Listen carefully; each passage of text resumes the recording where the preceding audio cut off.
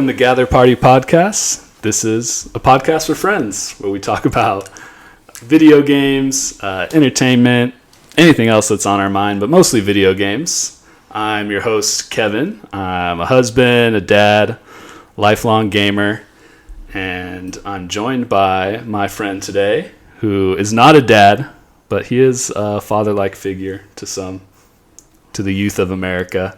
My friend Matthew, a.k.a. Bogey, a.k.a. the third Bogey. How you doing, Bogey?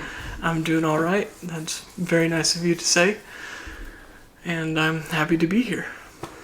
I'm glad to have you on, man. This is, when I started this podcast, my thought was to have as many friends on as I could, so you are high up on the list to have someone on here. So I'm excited to have you on here. How's life been going? How are things? The old Bogey bachelor pad. Yeah. I feel like for most people, life can be busy, life can be hard, and sometimes we gotta have those escapes with our friends, recording things and playing some video games.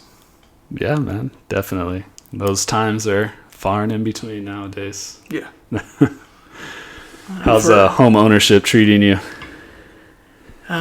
With everything on my list that I complete for the house, it adds another 3 things. Yeah. So I fix one thing and I find 3 other things to work on. Yeah, my house is falling apart at the seams. I was not prepared for home ownership. I knew nothing about homes when I bought one. I thought I was. I was like, I have experience in these things, and no. I've turned into the let's call somebody person. Yeah, you're a little bit crafty though. You can build something if you really had to. Yeah, you could build it.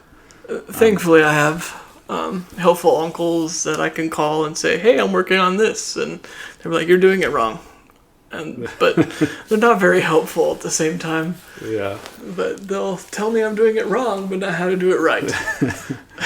Yeah, I just went to my parents' house yesterday to help my dad assemble a coffee table. Not a coffee table that goes in your living room, but like a table for your coffee. I'm drawing a blank on what that's called.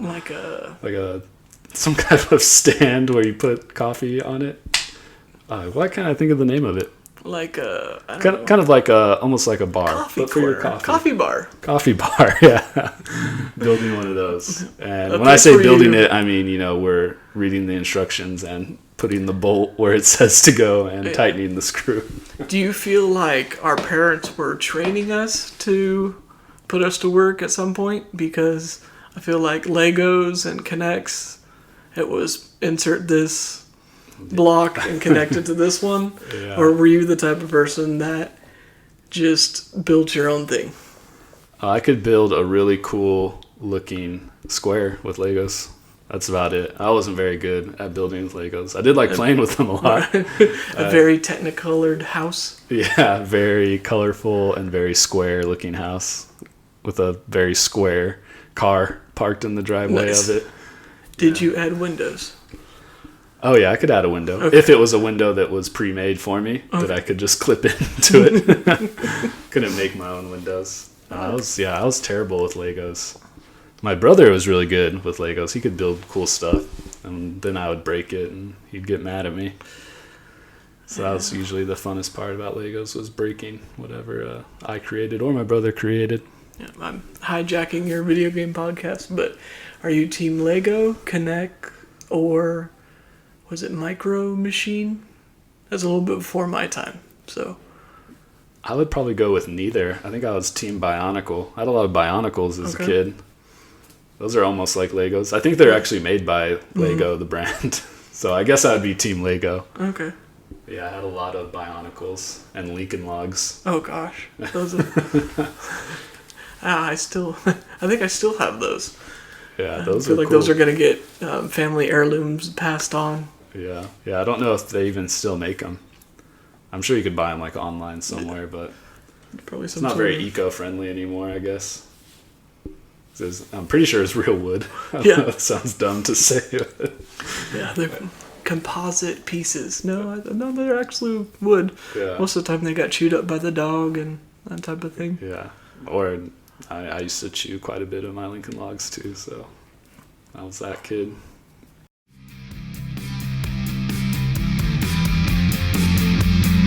You must gather your party before venturing forth.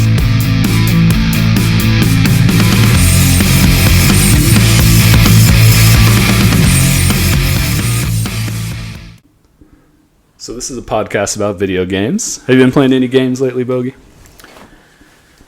Oh, handful here and there. I would call myself a bad gamer or a social gamer. Most of the games I pick... I thought you were going to say like a bad boy gamer. Yeah, no, I don't think anything applies to me as bad boy. Not the vibes I put out there. So typically the games I play are the games my friends are playing. I'm very social. So one of my friends, our host here, got me into... That's me. Yeah. Marvel Snap. Yes. Such a good game. I have put way too many hours in that. I started, I believe it was beginning of this year, so I'm probably about 5 months in now of playing every day, that type of thing. It's been fun. I like how each game is very different with the different lanes or towers depending on who you talk to. Yeah. How the gameplay is different. Even though you could have a perfect draw, you could just get shut down just by turn 3, that third lane, just making it impossible. Yeah, it relies very heavily on the RNG elements with the locations, the lanes you're trying to win could be different each game, and then drawing the right cards, and the smaller decks too. I feel like it's challenging. Like with games like Hearthstone where you had a much larger deck of like 30 cards, there's like several combos you could try and set up, where in Marvel Snap you have one combo that you're trying to set up, and that's about it. Yeah, because we have that game in common too, was Hearthstone. We put a lot of years into that and just couldn't keep up with the meta. In Hearthstone, I would have the primary goal and then a backup plan and then some sort of Hail Mary. Yeah. And starting Marvel Snap, I would try and have 2 ways to win. And just putting the time in this game, you kind of just have to go with one thing and a little bit of trying to shut down what the other person's doing. Yeah, I've realized too. It's climbing rank in Marvel Snap is really knowing when to retreat. I feel like I climb rank when I'm retreating and not trying to win every game, and then knowing when to snap at certain turns to at least get a 2 or 4 cube win. Very rarely do I feel like I get 8 cubes, unless it's like a bot. I feel like bots, when I play against them, I can get 8 cubes, and usually by like turn 3 or 4, you can kind of tell what a bot character is doing and just kind of making really dumb moves. I have found the higher my collection level goes, the more it seems like either people are not good or they have to be a bot. Yeah. I just assume now every person that I win is just probably a bot I played against, not a real person. Don't sell yourself so short. Yeah. Because you were talking about keeping up with like Hearthstone's card collection and their expansions, and I feel like I'm behind even on Marvel Snap because I haven't bought a season pass yet for that game. So I just bought Zabu, got him for the first time. Okay. It was from I think that was season 2 of this game. Yeah, so. He pairs well in Patriot decks. And I just he's opened. He's really good in Thanos decks. Yeah, and that's what I've been using mostly right now. And I pulled Silver Surfer yesterday from a cache, so got another. I think that was like the first season of Snap. That was before I even started playing the game. Yeah. But yeah, Marvel Snap is a good one. You never played. There's a free card game called Gwent. Did you ever try that one? It's a really cool concept. It's from the Witcher video game that they made into an actual trading card game. But it has some similar like bluffing mechanics that they have in Marvel Snap, where you're trying to win these kind of 3 horizontal lanes. and you're trying to make your opponent in their turn or in their play all their cards available and then end the game, and then you're trying to have one last turn to kind of trick them or outscore them in one turn. So I always thought Gwent and Marvel Snap were really similar in some of their game mechanics. But yeah, I've been playing a ton. Collection level are you at now? I'd have to look it up. You said you're trying to get caught up to me. So Yeah, I believe you're in the low 3s. No, I broke 4,000, so I think I'm just shoot. over 4,000 now. Wow. I got a long ways to go, folks. I am at 2,653. Well, I mean, that's still, for the time you've been playing, that's a considerable amount to have gone up to. And there's people much higher than me, because I don't play. I play a lot, but I only kind of do the dailies now and try and get the weekly stuff done, and then that's about it. I still haven't hit Infinite, sadly.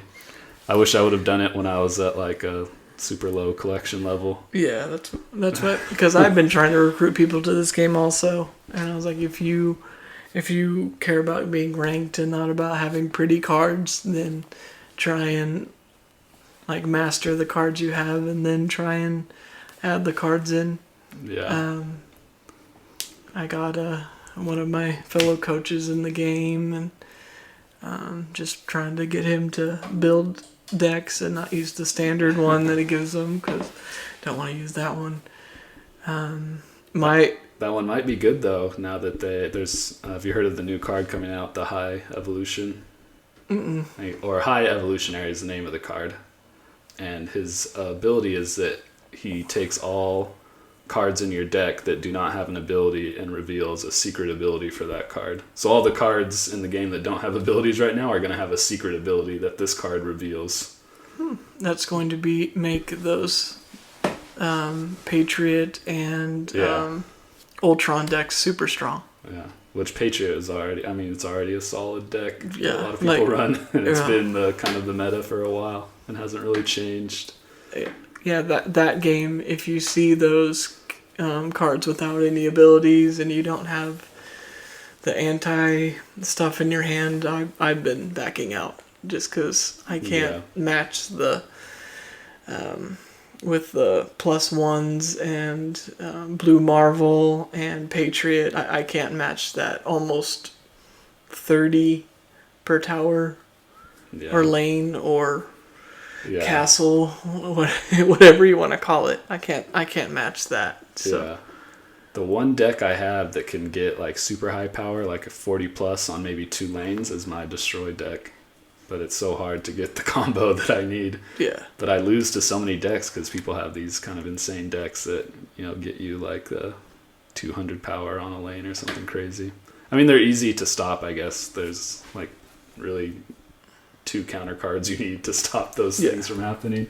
Well, I mean, but I don't like to play those because they're not as fun. Yeah. So I try and just play the fun cards that I can set up crazy combos with, and I have no answers to anyone's combos. But. Yeah, it's that back and forth whether to focus on what you're doing or stop what they're doing. Yeah. I've made or just retreat like I usually do now. I made a few decks where all I'm trying to do is stop them.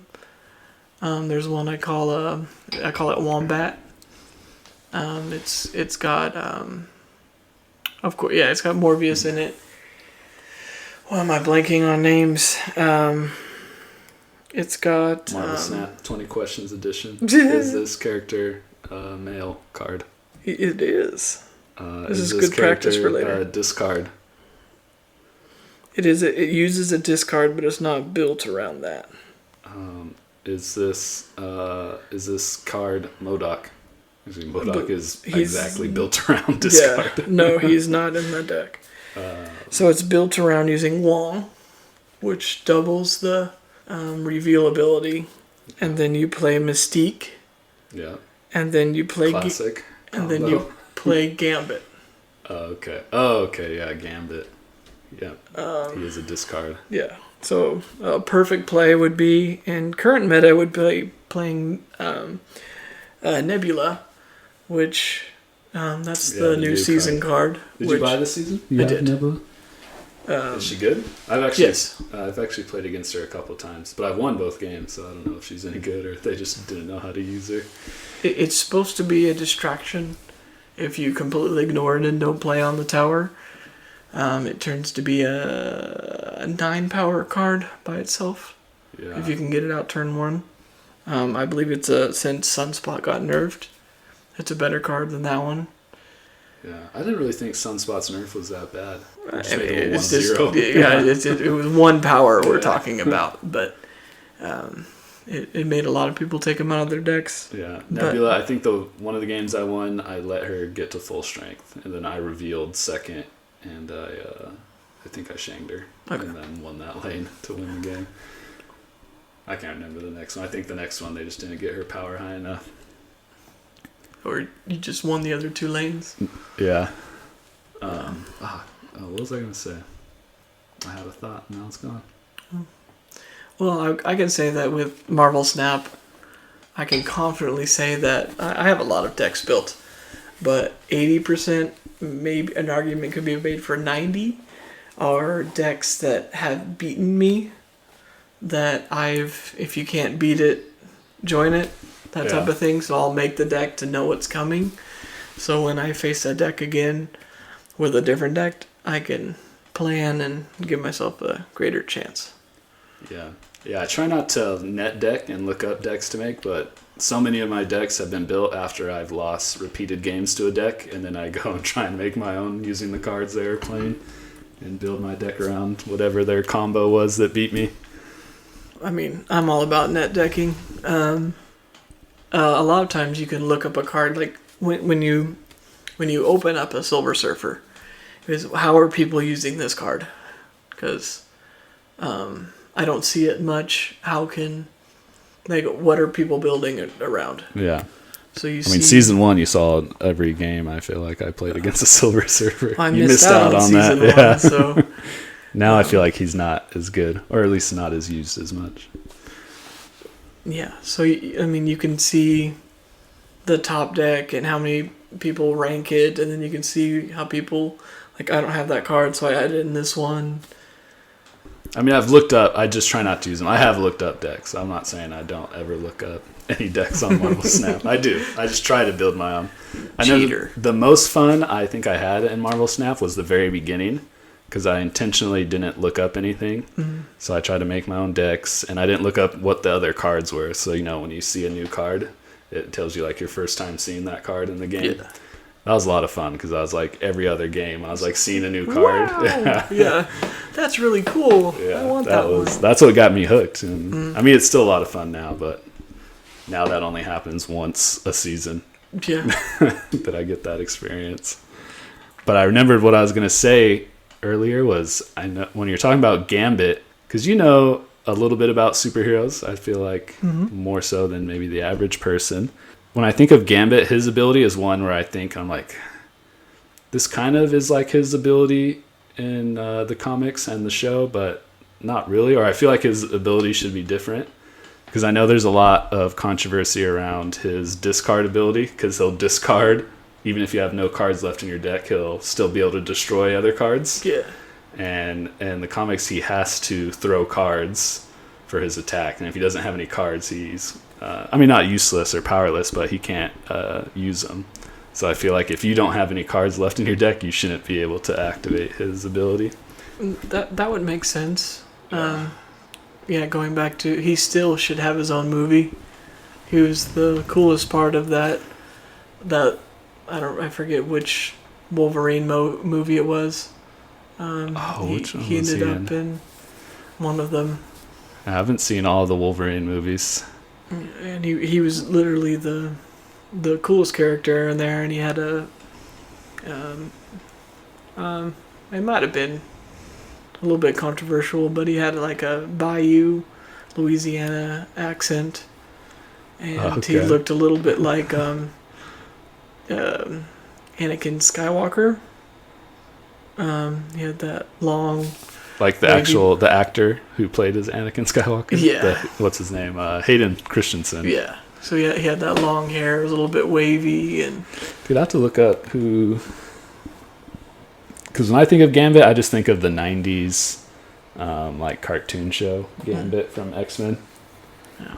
They made him really powerful. They had him. I mean, of course, everybody in the X-Men franchise beats up Logan at some point, but he. So when I think of Gambit, I think of this one from the '90s X-Men show because I used to watch that. Was a it really kid. Channing Tatum? Is that? Oh, from the From movie you're thinking of? I did not make that connection in my brain. Oh, it looks like it. Oh, that's not from. That's not it. No. He's Channing Tatum is popping up a lot here. Oh, it says canceled. Maybe that's something else. Channing Tatum defends his Deadpool. Channing Tatum's really mixed up in a lot of Marvel characters here. What's up with? Is he a fan of Marvel? I mean, Little I feel like everyone's a little bit of a fan of Channing Tatum. Gambit. I don't know what. Let me just try Wolverine. It was a Wolverine movie. Is it Wolverine Origins, I believe. Oh, Wolverine Origins. I think they made a game out of that one too on the Xbox 360 and PS3. A lot of people are not a fan of this movie just because of what they did to Deadpool, even though they did not call him that in the movie. Yeah, But- I've never watched Wolverine Origins. It's not a cinematic masterpiece, but I feel like if you have some time, it's worth a watch. Yeah, I mean, because I liked the first two X-Men and then X2 that came out when we were young. That came out when we were like in junior high or high you school. can see on the screen right there, there's the first we see of Deadpool, if you go up with your cursor. This one? Oh, No, this what- one. that I've seen. Weapon X. I've seen. Pictures of this before. I've seen like memes of this movie. Yes. Yeah, they... Is that Channing Tatum? No, that is Ryan Reynolds. Oh, okay. I didn't know Ryan Reynolds was in this one too. I thought Yes. when he did his standalone Deadpools. Yeah, they go back to this movie. A little bit of spoilers for Deadpool. If you haven't seen it by now, that's on you. When he gets the way to slip through time, to quote Cable, he goes back to the point in this movie where Logan fights Weapon X and he shoots himself. Oh, this guy. I recognize his face now, Yeah, but I couldn't. It is tell you not his Channing name. Tatum. No. I was like, Yeah, we're gonna have to cut this all out. I'm just kidding. I'm Yeah, interested. but the way he electrified the cards and was able to attack with them, and he electrifies the staff, and You know who this guy is from the show Lost? Did you ever watch that? I show? didn't. Is his name like Sawyer? Sawyer, I think, in the Lost series. But yeah, he was Gambit. He looks, not very cool in this picture though. But you can see the animation in that top picture. Is this what he looked like in the movie with a fedora Yeah. and a leather jacket? Yeah. Yeah. 2000s were a simpler time. Mm-hmm. I think this is on Disney Plus now, though. I think all the old X-Men movies are on there now. Yeah. Oh, there goes a couple hours of Yeah. sleep that I will be missing out on. But yeah, anyway, so I just thought, that was an instance where, I feel like the card doesn't really match the ability. I know there's probably tons of cards in Marvel Snap where their ability doesn't match their character, Yeah. to a T. I mean, I think that'd be impossible to do.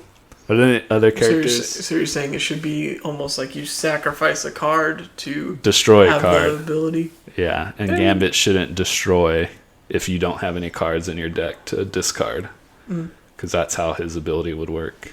Yeah, it'd be in your hand, but yeah. But it's all they're- it's all just fantasy. So I guess they just make up their rules of how what is it. So I mean, like people- Spider-Man, Tobey Maguire can just shoot it out of his wrist.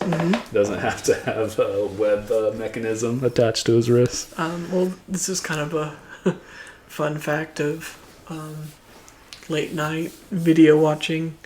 Apparently, there was a little bit of a suggestive connotation. They left a little bit in the movie. I don't know if you've watched that movie with the three, when we have all three Spider-Mans in the same movie. Oh, okay. It's not Homecoming. I think, is it Far From Home? Far From Home. I haven't watched Far From Home yet. I've watched. I actually just watched Homecoming. Okay. Last night. I don't know if it's Far From Home or whatever it is. There's 3 Spider-Mans now. Yeah. With our third Spider-Man. But apparently they had to cut part of the banter out because they I don't know, there was some joke that the Amazing Spider-Man Garfield made about wanting to see the hole, and apparently they all broke so badly that they kept it in for a long time, but then they cut it at the end. Oh, that's funny. Yeah. Yeah. Yeah, I just watched Homecoming last night because Savannah and I have been trying to watch all the Marvel movies. Okay. Or at least I've been rewatching some of them because I've seen a good chunk of them, except for some of the more recent ones. So we've been rewatching. We just watched Homecoming. Is that the one with? It's like the first standalone Tom Holland Spider-Man movie, right after Civil War. Kind of they made it. Vulture. Yeah, with Vulture. Michael Keaton, formerly known as Batman. Yes, not formally. I guess he is Batman in the Flash movie. Oh, really? Yes. I didn't know that. I just saw the trailer for that. Oh, dang. Michael Keaton's like 70 years old now. Yes. What's he doing playing as Batman? Is Batman old in that movie? Yes. In the Flash? Oh, okay. I don't feel like it's a spoiler because the movie hasn't even come out yet. But if you haven't seen the trailer, it'll probably get canceled. It's all about going back in time and changing the past affects the future. So that's why it's a different Batman. So it's gonna have the Flash go back in time, kill Bruce Wayne's parents.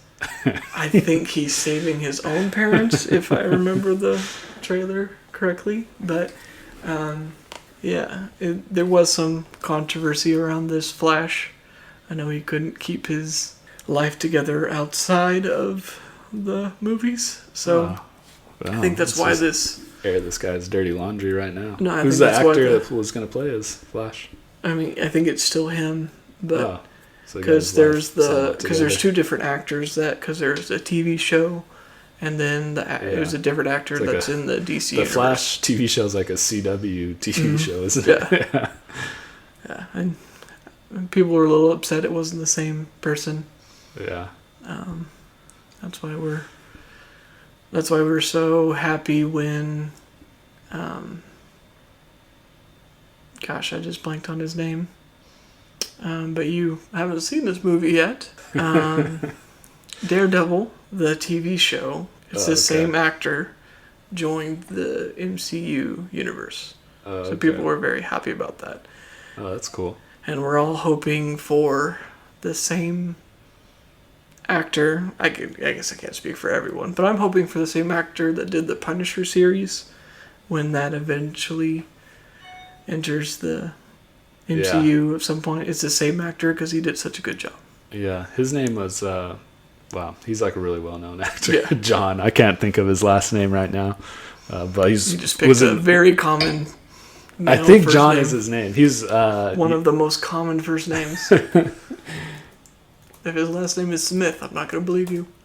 I'll just pause for dramatic effect. Yeah, I was hoping to just tell me his name on one of these pictures. John. Yeah, Bernthal.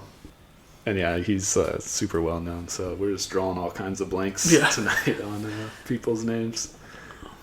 But yeah, did you watch Walking Dead? That was I don't think it was his breakout show, 'cause I think he was in stuff before The Walking Dead too. But that's what I did not watch The Walking Dead. The first major role I saw him in was Walking Dead. R.I.P. Walking Dead. I know they're still making seasons, but I stopped watching long ago. Still making seasons and spin-offs. And yeah. Yeah, an exhausting amount of things to catch up on. Yeah, but I don't know. Can you think of any other cards where their ability doesn't really match or doesn't make sense to what their ability is in their comic series or show? I mean, off the back, I could say Spider-Woman. Oh yeah, she has a weird ability for her character. Yes, Yeah, for her so character. It's a super powerful card. I have it in a lot of the reveal decks, but it makes everyone else less powerful at that lane or tower or whatever we're calling it. Another one is She-Hulk. She-Hulk costs less for each unused energy the previous turn. And now that we have a She-Hulk movie series, I'm not seeing how it fits. Yeah, that's just a random ability I feel like they gave her. Just to make the game a little bit more interesting. It doesn't always have to fit. But there are a lot of them that make sense, like Magneto and... Yeah, his makes a lot of sense. Juggernaut is... Professor X, too. Makes a lot of sense, his ability. They did a good job on that one. I would love for him to be a little bit more powerful. If I was in charge of making the cards, I would make him some sort of 6-drop, 6-drop that locks down everyone. Oh yeah, I feel like either Professor X or Cerebro would need to have like a 6-drop ability. Yes, because of what the magnitude of their abilities are. Yes, and how powerful they are in every single. Yeah, but Cerebro's like a super difficult card to use because the ability's so mid-tier. Well, I feel like Cerebro and Silver Surfer are kind of a similar type thing. I have a Cerebro deck because I got a really cool variant when they did the like steampunk apocalyptic variants of the cards, and I got Cerebros, so I made a Cerebro deck. But it's hard to use. I feel like the highest power I could get would be like I could maybe get each lane to about like 20 power. Is it an ongoing or is it a reveal? Ongoing. So he's like a card you combine with like Mystique too to try and give all your cards. You have to have all your cards have the same value, and then try and get them all to level up attack at the same time. But it was so location dependent because if you get like a monster where they have like the 9-drop, the Monster Island drop, and then you have a 9 on the board, that's all your Cerebro's going to only level up the highest card. Yeah. So yeah, it's a tough one to use. And now, you know what? Now that I think about it, Cerebro's ability doesn't make sense to what the Cerebro does at all. Why it gives all that one should be an amplify everyone's powers or amplify a certain type of power, something like that. Well, I almost feel like it should be more similar to like Hazmat's ability, because like you could use Cerebro, because that's what I remember in the original X-Men movies, that's what they're using Cerebro for, was to try and kill off everyone who wasn't a mutant. Yeah. So I feel like it should Stryker using his kid. Yeah. So I feel like it should have some kind of ability where it like reduces the enemy's power on the board. You know, while we're also talking about cards that I don't like and why they have dumb abilities or non-abilities, I feel like all the cards who don't have abilities, like the Thing and Shocker and Hulk, they are going to have abilities now with that new card I told you about, but I feel like they should have, from a design standpoint, not made superheroes not have abilities. So I feel like because there's so many civilian characters in the Marvel universe, they could have just made like some civilian cards that don't have abilities. Yeah. Would have made more sense to me. So it'll be interesting to see like what those cards' abilities are with that high evolutionary card that drops. I wonder if Hulk's will be similar to She-Hulk. Like maybe, but maybe the opposite. Maybe like increased power for unspent energy, so you can get Hulk to an even stronger amount. It could be cool. But I don't know. That's just... Is there a card that, because we have Wong, that boosts our reveal cards? Do we have a card that boosts our ongoing abilities? I know we have a tower that things are doubled. Do we have a card that does that yet? Yeah, there was. I think he's a starter card too. I think Onslaught. Is he a starter card? Do you have that one? Yeah. He's a double ongoing effects Yeah, I forgot at that about lane. him. And then a weird one is Spectrum. Isn't he like a... Yeah, I've used Spectrum a lot. Who's not a... It's They're an on-reveal, but it's 4 ongoing cards. Gives them like +2 attack, I think. I forgot about those. Yeah, I think, I think both of those cards are 6 drops. So you can't use both. Yeah. Well, you could with Magic or Thanos to get the +1 mana Power Stone. Yeah. Or pull it out with Jubilee. Oh, yeah. Yeah, or Lockjaw. That was my favorite deck, was the Lockjaw deck, so I'm sad he got nerfed. I never got him, so... I still use it, but the nerf definitely made the deck a lot more balanced. Takes a lot more strategy to it than before. It's only one card. Only one card gets the Lockjaw effect now per turn. So I can't drop 3 1-drops on the lane and get 3 new cards. I'll get the 0 ones.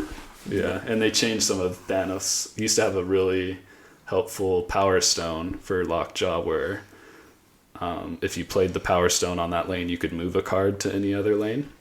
And so you'd play that on Lockjaw, get the ability, and then Lockjaw would switch it to something else. So you get like a powerful card, and then you could move it somewhere and then play another 1-drop there. That's nice. Yeah, so those were, it was a strong deck. And I still couldn't hit Infinite with it. I think I got to like 60. It was still struggling. Yeah, one of our friends crafted that card, and he climbed with that deck. Thanos or Lockjaw? Both. Oh, okay, yeah. He it's got one of them, and then he crafted Thanos. Yeah. What do they call it in the game? They'll call it crafting. Yeah. Well, you can buy them with tokens. Yeah.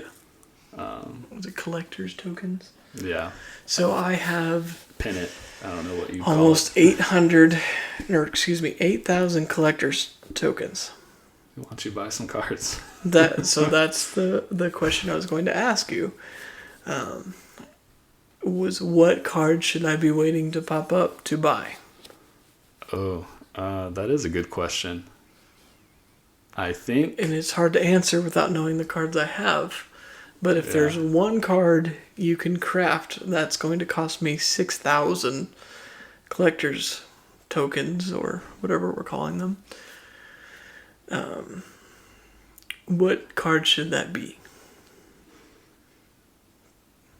There's one card I'm thinking of that I would really like to... It's either Thanos or Galactus, I think would be your best bets. Thanos is really cool for Galactus because he adds so much kind of versatility to your decks and adds a lot more variety because you can have now, I think, 6 Power Stones you have, so your deck is now a size 16 when you play Thanos instead of 10 cards. The only drawback is I've lost a couple of games, quite a few games, to Darkhawk in my Thanos deck because I have so many cards in my deck now that Darkhawk is really strong. If I'm not, and I usually don't run like Shang in my deck or any like counters, which again is just me not wanting to play those cards. You have to.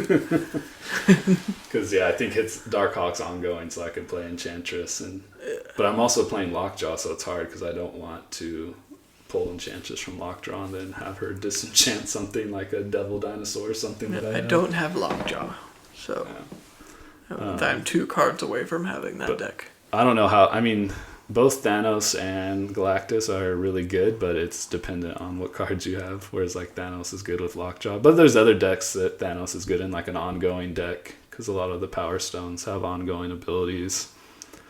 And Thanos gets buffed from that ongoing Power Stone that makes him like a 20 attack. So I don't know. I'd probably buy Thanos if I had enough tokens for him and he popped up. Okay. I pulled him from a cache though, so I didn't even have to worry about it. Nice. Yeah, that's one of the complaints I've had is the variants are very cool, and I'm happy to have them, but I would like to get more of the cards I'm missing over the 4 different variants I have of What was the season card? The discard your whole hand. Modok, yeah. Modok. I think I have 6 variants of him now, and I only use him in one type of deck. So. Yeah. Yeah, I'm the same way. I don't care. Honestly, I don't care about any of the variants. I've never bought the variants. I'm not gonna buy a variant, but once I get one, it's going right into the decks. Unless I get all the cards, then maybe I'll start buying variants. But once you get all the cards, it's like 100%ing a game, and then yeah, starting over again. Yeah, then I'll start my alt account. Was it Darkhawk, the one that's +2 for each card in the deck? And your opponent's deck, yeah. I've seen that a lot in this season because they added the cards that when you play it adds rocks to your deck, and oh yeah, rock slide, and then there's good old Korg. I was trying to think of his name. Thor's friend. Yeah, the comic relief. Hey man, we're about to get on this spaceship. But Thor is also the comic relief, so they're both comic relief characters. Yeah, I've been considering getting that card because I have all the cards to make that deck, and they pair it with it's the 4-drop that summons a -10 void to your rightmost tower. Oh yeah, Sentry is his name. Yeah, Sentry, and then they, I'm blanking on the names now. Then they play the card to one of your characters at this location gets sent to the other side. Oh yeah, Viper. Yeah, and that's what's been beating me. Yeah. Because I do that turn 4, and if I see Viper turn 5, have already quit the game. I've already escaped. Cause it's hard to recover from that. Yeah, I was trying to think. Usually I counter that with my destroy deck, because that one's easy to destroy. But now my destroy deck, I got the 6-drop Canal, where it's he gets the power equal to all the cards destroyed.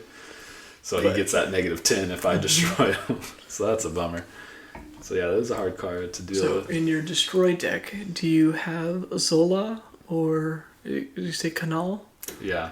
Yeah, I was running Zola for a while, and I switched him out. He was good. It was best with Venom, I think was the best combo I had with him. To get 2 Venoms to spawn and destroy the lanes. Especially with Death on the board. Yeah. And then you can kind of keep Venom in the one lane. You can kind of load up the other places turn 5. And Venom's ability still activates when he gets duplicated. Yeah. So yeah, there's a lot of good combos to get like really high power. And last season, that's what I really needed, because I was like losing so many games where the person was getting like 30 plus power on like 2 different lanes, and I didn't know how to keep up with it. And that's the only deck I had where I could pull off something like that to get that high of power.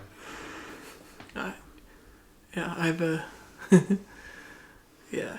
So I mean, going for power or just trying to think of fun combinations. There's a lot of flexibility within this game. I have another friend that was playing this game long before me, and he only builds decks that characters are in the same movie. Oh yeah, I've made a couple decks like that. So there was, I believe it's the Chapter 3 challenge is win with Star-Lord in your deck. Okay, I haven't watched the 3rd one yet. No, this is in Snap. Oh, okay. Yeah, one of the missions I got was win with Star-Lord in your deck. Oh, okay. So I made a Guardians of the Galaxy deck. Yeah. So with Nebula, and I named it Location Guess because it's all Drax and Nebula and and Groot. Groot and Star-Lord and You know, I never realized Rocket. that they all have the similar ability. Mm-hmm. So playing Nebula, people are trying to not let her grow so you can get some free buffs. Yeah. And there's not that many Guardians characters in the game, so... Oh, and Gamora. She does yes. the same thing where you have to guess the location. So I put in cards like Beast, which is return all cards at this location, and they cost one less. Yeah. So if you like... need Daredevil, too, for that deck. Yes. I don't have Daredevil, but that would help a lot. Yeah. He was a card I bought, too, just because he seemed like a really fun card to play with. Although I haven't won a ton with him, but he is fun to play with. I see him a lot, but I don't think it changes the game. Yeah, it that really often. doesn't. Most of my decks aren't really, it doesn't really matter if they know what I'm doing turn 5. Like, you're not going to stop it anyways. Yeah, by that time, I've usually turned 3 or 4, I've either like snapped or retreated at that point in the game. I typically don't snap until, even if I know I'm going to win turn 3, Really? I don't snap until 5. Because I don't want just 2, I want 4. Yeah, I want 8, because if you're really trying to go up in levels, doing 2 at a time is just going to take you forever. I'm more of a... This freaking dog, dude. I got this dog barking. Yeah. Hopefully it's not picking up, but I feel like it is. But, oh well. Sorry. Go ahead. Anyway, people. Tonight's episode brought to you by Pepsi. All right. Well, it seems like a good spot to wrap up Marvel Snap. Games I've been playing one game this month, mostly, and it was Redfall, and it's been tough getting through it. What system is this one on? It was an Xbox exclusive. Okay. So it came out straight to Game Pass, which was nice. So I didn't have to pay the $70 price tag for it, which, you know, that's probably the only saving grace of this game. I was incredibly excited for this game. I was on the hype train for this game because it looked really cool. But yeah, it flopped really hard. It was a game that probably needed like another year of production and polishing. It was released in a really bad state. Is this another cyberpunk scenario? I would say it's worse than Cyberpunk because it has probably just as many like game-breaking bugs as Cyberpunk had. Wow. But at least Cyberpunk, when it worked, it was really cool. And the game itself is really cool. What is a bummer about Redfall is it's full of game-crashing bugs, and when the game does work, it's still just not a very good game. And I'm about like 13 hours into it now, and I'm still... There's some redeeming qualities to it, and I think it's partly because like this game, I was the target audience for this game. First person, team shooter, kind of RPG, kind of looter shooter game. So I mean, those are RPGs and first person shooters are probably the games I play the most, and so when there's a combination of the two, I get really excited for those games. So this game was like marketed towards me, and so I have maybe a lot of bias towards it, and so I'm really trying to give it a chance because I was really excited for it and really wanted to play it. But yeah, it's been brutal. Not just the game breaking bugs, but the host of technical issues, the rendering, the parts of the game not loading correctly. It's just in a really poor state, so that's been a real bummer.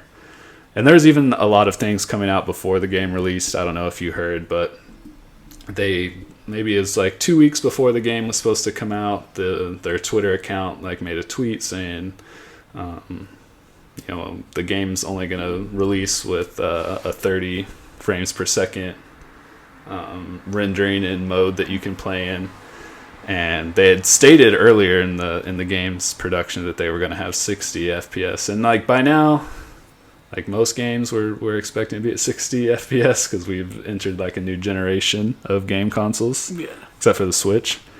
And that's the reason why we're all on Series X and PlayStation 5. Yeah, and even that wasn't a big deal to me. I mean, if a game's good, it'll be good regardless of, what the frames per second is. So I wasn't like super bummed about that. I didn't flip out like a lot of other people did. And when I say a lot of people, I just mean like nerds on the internet. I think the mass of people who play video games didn't really care either. But it didn't bother me. So I was still, even after hearing that news, I was still pretty stoked for this game. The 30 frames per second, even having 60 frames per second, I still wouldn't have saved this game, sadly. It lacks a lot of content. I really think they just kind of rushed it out the door. I don't really know what the issue was.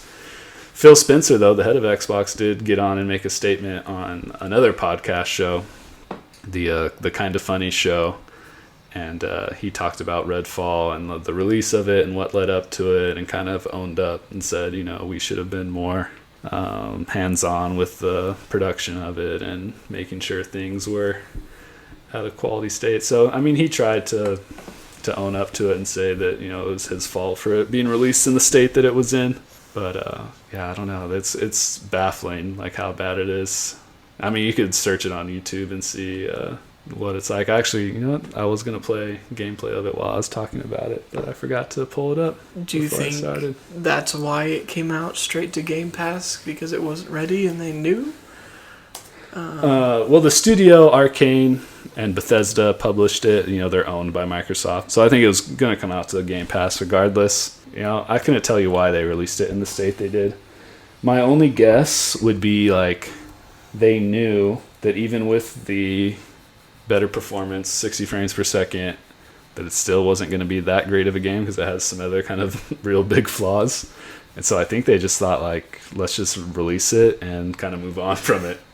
And I mean, I'm sure they're going to keep patching it and they'll make improvements to it. I'm sure it'll get better over the next year or so. But yeah, it's been rough. So you're saying this game does not have the Gather Party stamp of approval? Yes, I've been thinking about dabbling into some video game reviews and trying it out. And yeah, this definitely would get a pretty low review on my scale.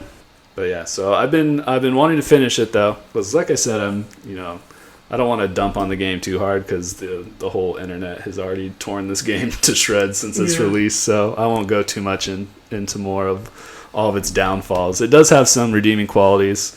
It has a really cool atmosphere and kind of world that they built. And the more I play it, I was just thinking the other night when I was playing that I really think they're trying to go, sadly, and try and like imitate what Destiny kind of offers. I think they're trying to go for like a live service approach game. And so it's kind of like this, it's not a shared world kind of like Destiny is, where there's like a multitude of players in there, but it can be played with up to 4 players sharing a world. Watching the gameplay, it's a little choppy. It looks a little bit like, gosh, I'm blanking on the name, but what that VR game that everyone plays. It's a combination of a little bit cartoony, trying to be realistic at the same time. Yeah, I can't think of what that VR game is. But yeah, it is a little, I mean, this is a YouTube clip we're watching, so it's going to be a little choppy, but you really notice I was just watching with the movement. Yeah. Especially in like a first-person shooter game, you can really notice, when the frames are not moving that quickly. But it looks really good when you move slowly in the game. But when you're sprinting around and you're shooting enemies, it doesn't look as good. And yeah, so yeah, in a generation of games where the big games that you see come out, you can't really tell if it's a movie or almost a live action or whatnot, where even in a 2K game where you can see every bead of sweat, you would expect these games coming out to step up their game, no pun intended, to match that level And, sadly, the graphics are probably the least of this game's concerns right now. Oh, wow. Yeah. And that's kind of what I'm attacking. Yeah. It just doesn't have a whole lot of depth to it. It's very shallow. They like I said, they built a really cool world and a cool atmosphere, but that's really all it has to offer. And really cool, like, characters. That was another really strong point of the game, I think. They had, out of the 4 characters you can play as, they're all pretty unique, have pretty interesting backstories, and the abilities that they can have are, lead to some different play styles, but only in, like, every couple of minutes. For the most part, every character is playing the same way. You're just shooting stuff, and then you have an ability you can use every minute or so. But one of the things do you know what? Sorry to cut you off. Do you know what this reminds me of? As far as play mode and graphics, the Army of Two series. Oh, really? I know what the series is, but I never played them. Wasn't that like a third-person shooter game, like over the shoulder? You could do both. Point of view. Oh, really? Yeah, you could switch which shoulder. I think it was one of the first games you could switch which shoulder you were looking over to shoot. And you had to work with another person and tell them what to do, and they didn't have abilities or anything, but yeah, I'm seeing some similarities in the roads and the barricades that are up there, and how easily the enemy is defeated and how they're moving. Yeah, the AI has been another thing that's been just brutal in this game. And, they usually, they either just blatantly run at you and charge at you, or they're sitting 50 yards away with, like, a shotgun trying to shoot you and just standing in the open. Yeah, just going off this one, like, how they're moving to take cover. They're not even going towards where there's cover. Yeah. I'm pretty sure I'm close to the end of the game, though. Sadly, it's like I'm starting to play it to the point where I'm, like, just starting to go through it and hope that I get to the end soon. Which is, usually I don't do now because I don't have a ton of time to play video games. So usually at a certain point, I'll just stop playing the game and just move on. I was just going to ask is, like, what brings you to the point where you're just done with the game? Because I know the games you played before where you've 100% a character, and then you start your ghost account, and then for your person that sucks at the game, you'll do some levels for them. We're not talking about anyone specific. Where do you draw the line in where this game isn't worth your time? Yeah, I try to finish most games that I play and start. Really, it just gets to the point where it stops being fun. And, that's why I try to say I'm not going to talk anymore about, like, the flaws this game has, because, like, you can just search any YouTube video on this game and they'll break down in detail all the flaws. It's gotten super bad reviews, from players and critics. It's been rough. But the world and the story is somewhat interesting. And, like, hunting vampires and killing vampires is a fun part of the game. I wish there was more variety in the vampires. That's definitely, just like with the human enemies you face, there's, like, only about 5 or 6 different vampires that you encounter, like, different enemy types. And then, just your standard vampire with no abilities, too, that you fight a lot of. And there's only about, like, 4 or 5 versions. Not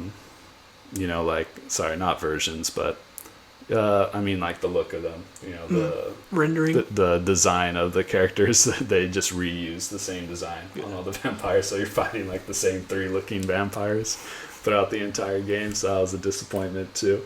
But I really like exploring the world, and, like, there's all kinds of little notes and little things to, like, piece together what happened in this town that the game takes place in. And I think part of me too is just because I was so hyped for this game that, like, I feel like I need to finish it because I've been wanting to play it for so long.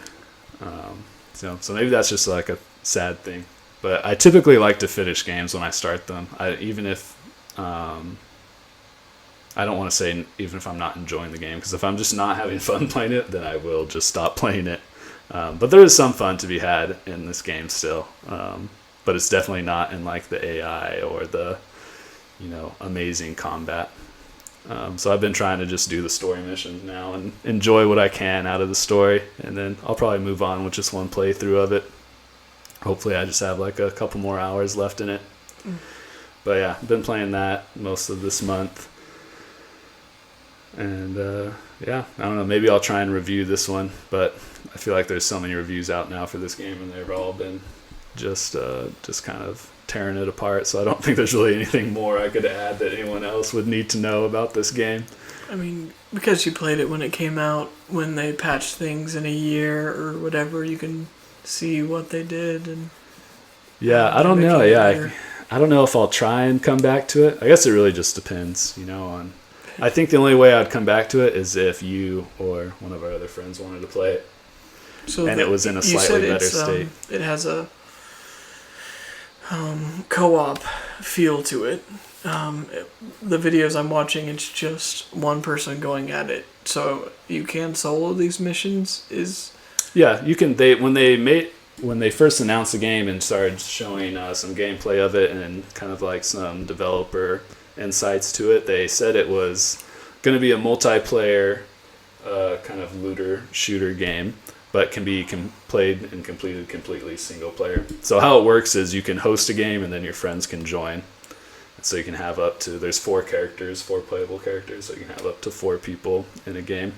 What is interesting though is it's this kind of co-op designed game, but only the person who's host gets any story progression in the game. So your friends who join your game don't progress in the story at all. If they go back into their game, they're still at whatever point they were when they joined your game. So that was kind of like a I guess I don't want to say bad because I don't design video games, so I'm not like an expert or anything, but a very interesting design choice for the game. And not sure what their logic was on it. So there's a lot of things like that where just real head scratcher decisions that were made on this game. And this was, not like their only first party title of this year, but this was like one of the big releases for Xbox this year. And it had a lot riding on it. And for it to fall as hard as it did was pretty bad. To have the, Phil Spencer, the head of Xbox, on podcast talking about how they failed and he's, regretting some of the choices they made with the oversight of this game. It's pretty rough.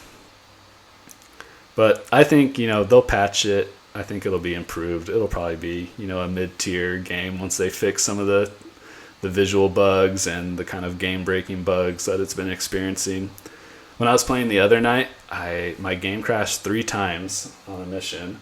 And each time the game crashes, or even if it kicks you out for like disconnecting from the server, or if the game shuts down completely, when I load my game back up, it takes you back to your safe house. And I have to run all the way to where the mission is again, and then fight the enemies because they all respawn again, and then get to the point I was at. So that happened 3 times, and that was pretty frustrating. If I have any pet peeve, it's traveling in a game.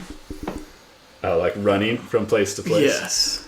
That's my biggest critique on like Assassin's Creed when you have to sail somewhere, or shoot, even Breath of the Wild where you have to run across the entire game until you get the ability to jump from place to place. If a game failed me that many times, I would not come back. Yeah. So. Now that you bring that up though, I was going to ask you, are you planning on playing Tears of the Kingdom? Because you have to switch.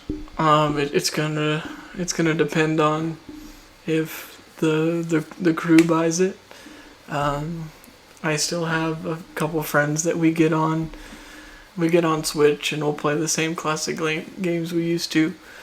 But that's the social aspect of playing Super Smash or Mario Kart. Yeah, so you're not a big single player game. I'm not, but if they got it and we were gonna not necessarily go through it together, but go through it at the same time, then I would consider it. I played the first one. I actually don't think I finished it. I gave it to my brother-in-law, who was I'm really itching to get through the game, and Well, some say it's the he greatest game still has it, but ever made. so no, The first one, Breath of the Wild. I mean, I enjoyed it just because it was really the first game I played on the Switch. Was it your first Zelda game, or have you played the other? That was my others? first Zelda game. Wow, it's a good one to start with. But anyways, Every day, as far as the next game goes, I go back and forth whether I'm going to buy. I'm going to end up buying one of them. Between, I know I'm late to the game. Hogwarts. oh yeah, that's on my list. I have a long list of games that I Yeah. hope to play one day. And it's either going to be Hogwarts or the next Star Wars. Is it Solo Survivor or Mettle? Jedi Survivor. Jedi Survivor. there. I was close. Yeah. I didn't play Fallen Order, so I don't think I'll play Jedi Survivor. Unless it goes on the Game Pass, because Fallen Order was on Game Pass. So maybe if it goes on to there, then I'll just watch a recap of Fallen Order. Because it's not a... Fallen Order is not a very short game, so I wouldn't be able to just run through it quickly. The only thing that would stop me from getting Jedi Survivor is I haven't finished the last one. I do own it. I enjoyed every part of it. It was just... just me personally, when a game starts feeling like a job, then the joy of it goes down. Yeah. When it's not a co-op game or, hey, let's get on at this time and kill a couple hours online. Like, that's way more fun than I'm going to sit here and build this skill tree and finish the story, but it was still a really cool game. Yeah. Yeah, I'm the complete opposite. Love a good skill tree. Love grinding it out by myself.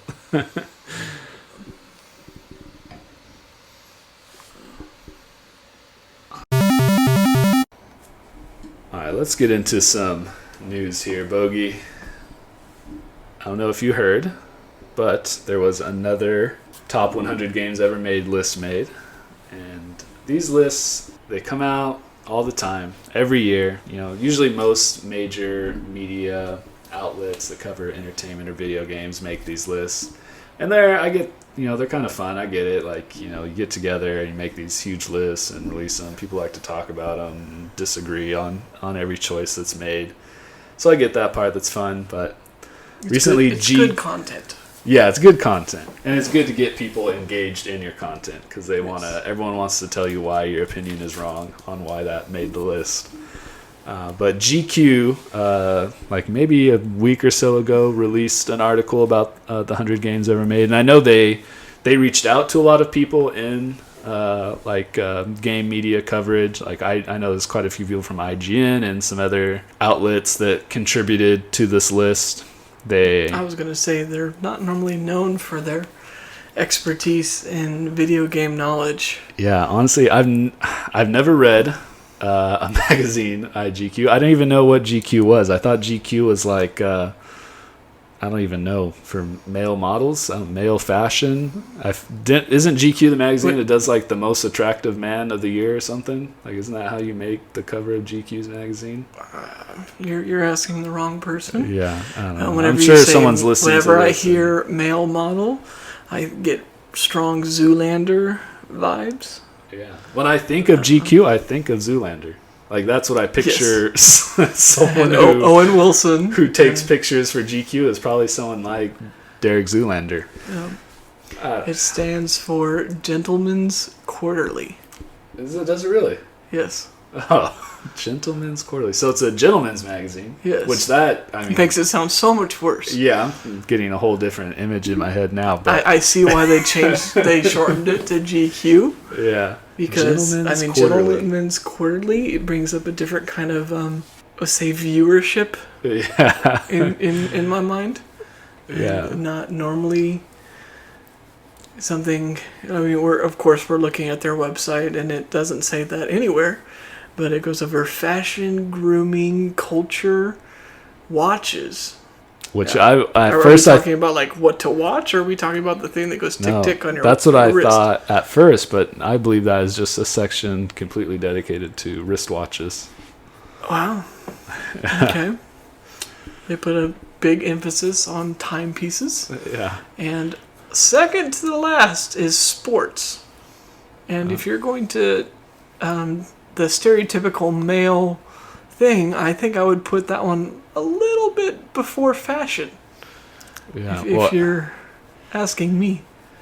Yeah, I was trying to think about what GQ is, and at first I thought it was just fashion for guys, and so I was thinking like, okay, so why would they make a list of 100 best video games? And maybe I'm thinking like probably GQ like 10, 15 years ago was appealing to like a, like 35 and up audience of like mature men.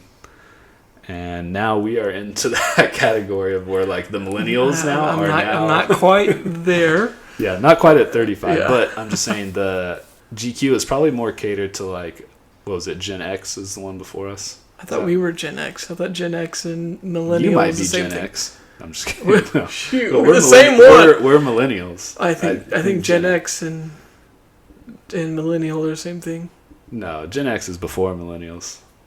Which one am I thinking of then? You're thinking of, I don't know what you're thinking of, but there's Gen Z, which is after us. Yes. There's one after that also. What, after Gen Z? Yeah, What there's is it? a... I thought they're still on Gen Z. No, there's a new one. Really? Yeah, Like I feel like that's something we should look Is my up. son that generation? He's going to be probably the one after that. Oh, wow. Um, No, he'd be, because he's, the Go generation you are is based on what year you were born, so I think. yes. Anyways, I was just thinking out loud, and I was thinking, okay, they're probably, GQ is now trying to appeal to like millennial males, which are also like the highest population of video game players. So that's why I'm sure this GQ is starting to try and write some articles, think pieces on video games. They're trying to maybe, cast a wider net here, but what does GQ know about video games? I don't know. And from this list, I don't know if it's too much. And I know these lists are always subjective. What'd you look up? So, I was incorrect. I'm not Generation X. I'm not quite that old. Yeah, it's like born in like the 80s, right? Gen X? Gen X is from 18. That would be way too old. 1965 to 1980. Oh, wow. Baby boomers are from 1946 to 1964. Millennials, I feel like is also a big group here, is anyone from 81, that is 1981, to 1996. And then Generation Z, or Gen Z, is 1997 to 2012. The newest emerging group is Gen Alpha, I believe. That's a cool name for a generation. I wanna be can I Gen switch to that Alpha. one? Can I identify as a Gen Alpha? So, yeah. So I am 10. Yeah, so wow. So yeah, my son's Gen Alpha. It's a cool one. But anyways, so I don't care for these lists very much, or even care to really like read them. Usually when these lists come out from like IGN or like Game Informer or GameSpot, I look at it. I look at like the top 10, maybe 20 games, and move on with my day. But this list, for whatever reason, just rubbed me the wrong way. I haven't. Yeah, I know you're going in blind here to this list, and I've already gone through it, at least the bottom 50 and like top This is 30. all time or This is all time. This is what they think are like, the all time. Because I can think of 5 games that if they're not in this list, then Yeah, and we won't go through all of them, but I want to show you just some ones that I think are slightly egregious, and then I would love to hear what your top games are. But right off the bat, this one rubbed me really the wrong way. And I know I think you've played this game too, but their 100th game So the last game on their list, or to start off their list. Their quote-unquote worst game. No! Not worst game, but in the bottom of their top games. I read the screen before he announced it. I apologize. Star Wars Knights of the Old Republic. That goodness. So immediately when I saw this as the 100th spot, I thought this list is whack. This is not going to be a good list. This is one of those games that is always downloaded. It does not get deleted even when space is tight on my Xbox. Yeah, there's people. I mean, people are still playing this game, like replaying. I played this game this year. Yeah, there's most people that are fans of Star Wars play Knights of the Old Republic at least once a year or every couple of years. Yeah. Do it again. So the fact that it's the 100th spot, and I get they're saying it's a top 100. There's thousands of games that have been released, but to be 100, the start of your list as what some consider not only the greatest Star Wars game of all time, but the greatest RPG of all time. And I'm not saying it is the greatest RPG, but it's a favorite of a lot of people. I just thought this was strange to have as the 100th spot. Yeah, if they ever make this movie, then that game will jump by their list. It'll end up being 3 overall. Yeah. And I don't know really. I mean, all they said was the best 100 games ever made, or I think the article is called 100 games of all time. And so I don't know what their criteria is. Are they trying to pick like influential games of all time? Are they trying to pick games that had the highest critic scores? Are they trying to pick games that had the highest player scores? Are they trying to pick games with the greatest sales? I can't really tell from this list. Sales or longest active servers or Honestly, it seems like this list was like they entered it into like an AI and asked them what the top 100 games are, and this is what it spit back out at them. Well, but anyway, so just right off the bat, I was really I don't know if this one would have been in my top 5 just because it's lacking this social aspect, but it is when you said this list, this game was in it, and it was not going to be at 100. Yeah, I just think it was a really poor decision, whoever decided to publish this list, to not think maybe we should just put any other game in the 100 spot. Like there has to be some game in our list where we could switch Knights of the Republic and just put it a little bit higher and have the list start off with some other game. I just feel like starting this list off with Knights of the Republic in the 100th spot was just a wild decision. That one could have been at 100. Age of Empires, like. Yeah, I mean that one would have also been pretty questionable. Yeah. I mean, Age of Empires 2 is at 98, which is an amazing RTS game, and I think deserves to be a little bit higher than 98. That's the first social game I played. Did you play the original on PC? I did. Nice. And we They just played it together. remade it for the Xbox. You can play it on there now. They ported it. Adding it to the list. Yeah. I played it with Dylan. I did one game with him. Nice. I haven't played it too much. Your former guest, Dylan. Yeah. Episode 2. Original Super Mario Bros. Game made it at 96 on the list. Which there's other Super Mario games. I think 3 is up there pretty high. It might have been like one of the top 10s. I'll go to the top 10. We won't go through like all their games. But I just wanted to see what some of the other questionable ones were. Yeah. I mean, and I don't think, and Super Mario Kart was 90, the original Super Mario Kart. I don't think Super Mario Kart 8 was even on this list, the most recent Mario Kart game. I mean, to be honest, I'd rather play this one than 8. Really? But, again, we're talking about that social aspect, playing, like, blowing into the cartridge and jamming it in there. Sorry for your microphone right there. But the nostalgia of it. Yes. Not so much the social. Because Mario Kart 8 is much more social than the original Mario Kart. It's easier to be social. But you're literally bumping elbows and talking trash and that stuff. There's just all kinds of weird ones, too. Like Hitman World of Assassination is 89th on this list. And I think Hitman deserves to be on this list. I just don't know if World of Assassination, because that's what's so weird about this list is they have games like Super Mario, the original one, the original Mario Kart, But then for the Hitman games, they only put World of Assassination, which was kind of like the revamp of the series where they kind of remade it and redid it. So a much more modern version of Hitman than the older titles. So yeah, this list is just kind of all over the place. Super Mario Odyssey at 87. I think that's super low because that's, some people consider that one of the best Super Mario games. And it's one of the most recent ones that was made, which makes sense. I mean, Nintendo does an amazing job at improving their games, so the most recent titles are going to be the best of those series. I don't know, what is this picture of? This is not from Super Mario Odyssey. They have a picture, unless maybe I just haven't played Super Mario Odyssey, but that doesn't even look like a screenshot from the game.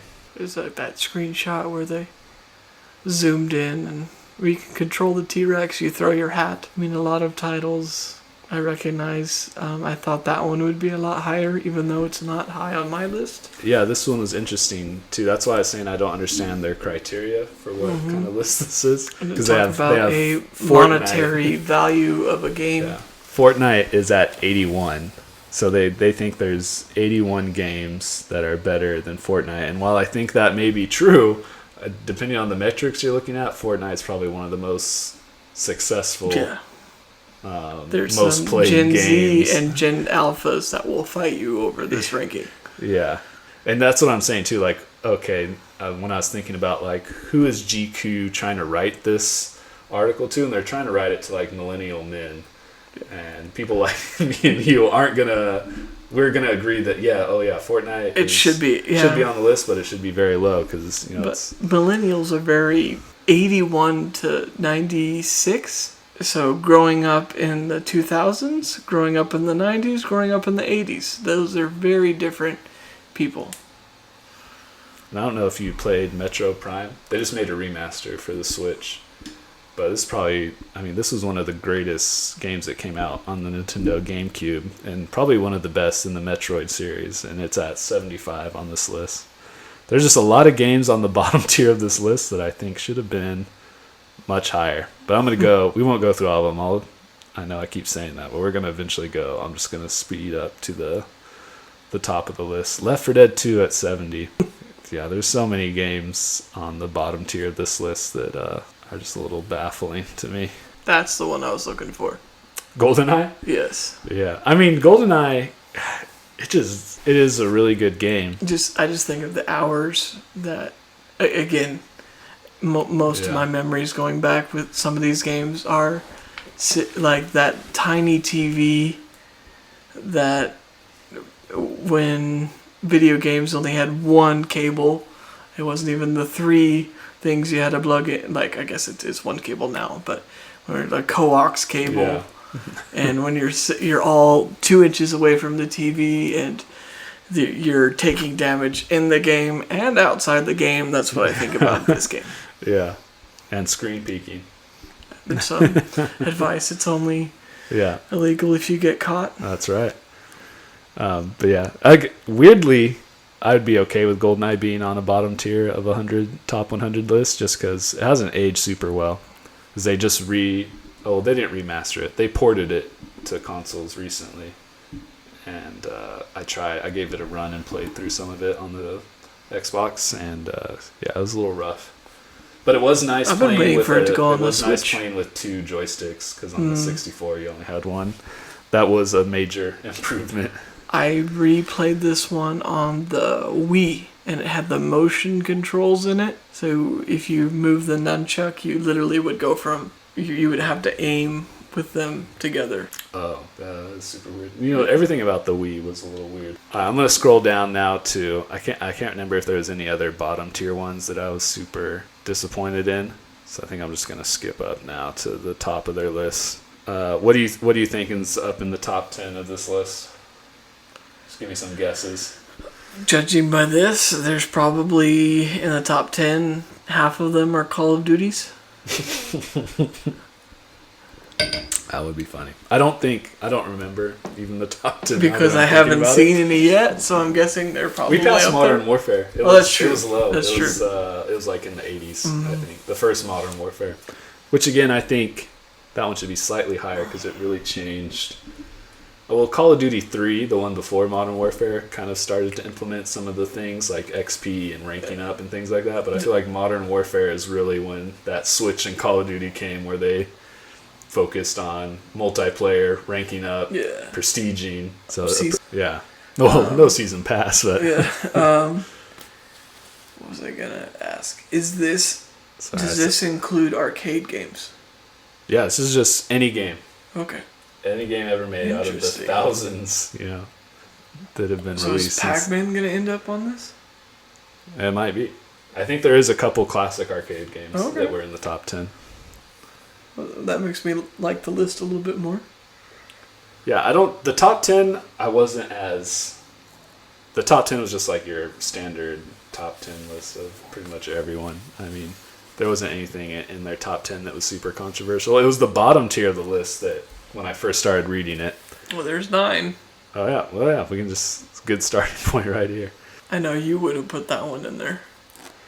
For sure. Yeah, so we'll start with number 10. Half-Life 2. The top 10 of this list, this is why I think they just, like, entered it into some sort of AI like ChatGPT and just asked for a list of 100 best games, because the top 10 is, like... Everyone who looks at this top 10 would probably say, like, okay, I could see why that game's in there. Just a lot of on-the-fence, great games that probably everyone would agree could be anywhere, can move anywhere in between 1 through 10 on this list. Maybe not 1 through 10, because I don't think anyone would say Half-Life 2 is the number 1 game ever made. But Dark Souls at number 9, that was an interesting one. Definitely would be in my top 10. I don't think a lot of people who are fans of Dark Souls would put, like, the first Dark Souls as their favorite one. I think it's more of nostalgia for me, but it's one of my favorite ones. So that was an interesting one. Portal 2 at number 8. And I only played Portal 1, so I can't speak to number 2, but I know the co-op that was introduced in Portal 2, people really enjoyed it. Metal Gear Solid, the original one on the PlayStation, made it into number 7. No, it's not before your time. Well, not before my Maybe video before game you were time. playing video games, yeah. Before your parents allowed you to play video games. I was 5. I was playing Metal Gear Solid at 4 years old. Oh, goodness. I wasn't playing it, but I was watching my older brother play it. Okay. Mass Effect 2 at number 6, which I was pretty happy about. Mm-hmm. But like I said, I think the top 10, everyone will kind of agree, should be somewhere in that area. Witcher 3 made it into number 5. I know Is that so high because of the TV series? No, probably no. It's just a great game. I mean, the TV series has been pretty disappointing for most fans of The Witcher. And I'm currently reading through the book series, but I played all the video games, and I was pretty disappointed in the show too. And they're changing the lead role. I don't know if you heard about that. It was Henry Cavill, and now it's going to be. What's the lesser known Liam brother? Liam is Hemsworth. Hemsworth. You got it. The lesser known one, whose only name I could remember. The one that was married to Miley. Yeah, he's replacing Henry Cavill, so that's gonna be interesting. So I want to know what that guy did. He lost Superman. Now he lost The Witcher. Yeah, I don't know. It's is he too much of a nerd? Is he? It seems like his favorite game is Warhammer. Yeah, and that's a special kind of. Yeah, and that's super nerdy if you're into Warhammer. Yeah, because Warhammer people, they paint their own armies. If you're doing like the tabletop game, because there's tabletop games and there's also video games of it and books and all that stuff too. But yeah, so I don't know. I used to think it was because he's like really passionate, and that's what they said happened with The Witcher. He had played all the video games, read all the books, and had a lot of disagreements about what the writers were doing with the show and how it wasn't the same as the source material, which happens, with when anyone makes a TV show or movie about a video game or book, they're gonna use their own liberties to change things because they know a lot of people are fans of the books, are gonna watch that, and most people don't want an exact one-to-one translation because then it's just like you're just watching what you already read. But there were some pretty bad things they did with some of the characters in the TV show that even I was like, why would they do that? But anyways, I think it's because he is just really passionate about things and speaks his mind and kind of rubs people the wrong way. But it does seem like it's like becoming like a... It's always so hard to think of words on a podcast. Yeah, you put a microphone. Like, imagine if there's a camera here too. Yeah, but it seems like a pattern is occurring. Yeah, where he gets these roles and then through some sort of drama leaves. And so I'm starting to wonder if like maybe he's just like a hard person to work with. At some point, we were trying to vote him king of the nerds. Yeah, I mean, I think he still is online. I mean, he's... Yeah. And I don't know. Like I said, I have no idea what he's like in real life, but just based on the interviews I've watched, he seems like he's a pretty down-to-earth person. Anyways, number 4, Bloodborne, which is made by FromSoft, who made Dark Souls, and so it's a very similar game to that. I know you haven't played Bloodborne before, but I'm okay with it being up high on this list. Had it like a top 3 Souls-like games or FromSoft games, Bloodborne would probably be my number 2 or number 3 pick. Number 3, getting down to the last 3 here. Good old Tetris. Original 1985 release. On, I think, Game Boy Advance? Not Game Boy Advance, just the original Game Boy. Game Boy, yeah. Look by the coloring. Oh no, this was on... What? Even older. What is the that? Electronica 60.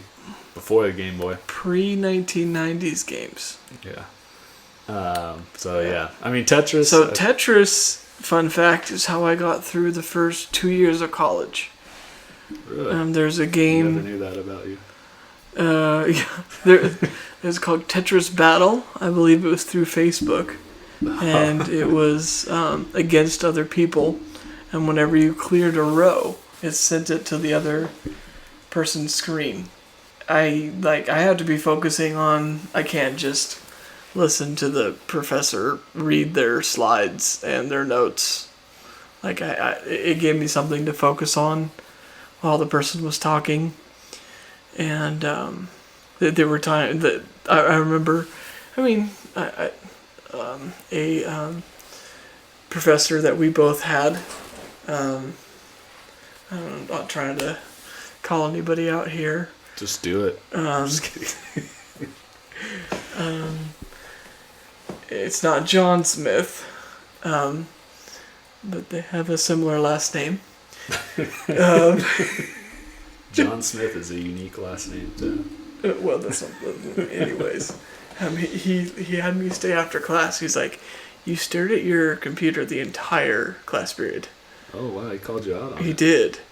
And... but I had the mental, because I was paying attention, and I was able to say what we did in class that day and all that kind of stuff. It was just... Really? That's impressive. I mean, you had that professor too, and yeah. It's very hard in that class. Yeah. So that's impressive, because even if you weren't staring at your screen and you were listening to everything he was saying, it's hard to say back what he was talking about. Yeah. Yeah, I think I'm the reason he banned computers from his class the next 2 years. But anyways, back to video games. I guess that was a video game being used in academics. I remember explicitly playing Hearthstone in his class. Okay. So he got over it. Yeah, he never called me out on it. So yeah. Luckily. But yeah, Tetris at number 3. Anyways, back to... Yeah, I mean, I can't even argue this. It's Tetris. Yeah, it's Tetris. It can be on any phone, any platform. It's been remade and reported probably than any game ever. I mean, it's on my Switch. It's on my phone. Like, number 2. This one surprised me. This one shocked me, and I think this was definitely a result of the current culture. I don't know what would be the way to phrase it. The current. Just entertainment, I don't know what the entertainment cycle, the current. The Last of Us got the number 2 spot, the original Last of Us that was on the PS3. And a very awesome game. I played through this one on the PS3 and loved it a lot. I don't know if I personally would include it in like a top 10 of my all-time favorite games or best games, but number 2. It's probably in a lot of people's. So that's why I still stand by my theory that they just entered this into like Chat GPT and spit out a list for them. Number 1, Legend of Zelda Breath of the Wild, which you just alluded to earlier, and I said some people consider it the best game ever made, so I was kind of making a joke about this list, but this is... I have a question. Are there any first-person shooters in the top 10? No, none. Yeah, That's crazy. Yeah, that was another thing that I was really surprised about, because I know Doom is on this list. I don't know if Wolfenstein is, but I was really shocked. Doom should be. How low Doom was. Actually, it might have been. It was the upper tier of the list, so I think it was in the top 30. But that's what I was saying. Like, I don't know what their criteria was for this list. If they're going for just like most influential or most copies sold or highest, reviews. I mean, I know this game was liked by a lot of people, and I'm probably the only person who owns a Switch that owned the game that didn't finish it. But, I mean, I get it by how people liked it. I mean, I liked it too. But no first-person shooters. I didn't see, by our quick browse, I didn't see any quote-unquote fighting games.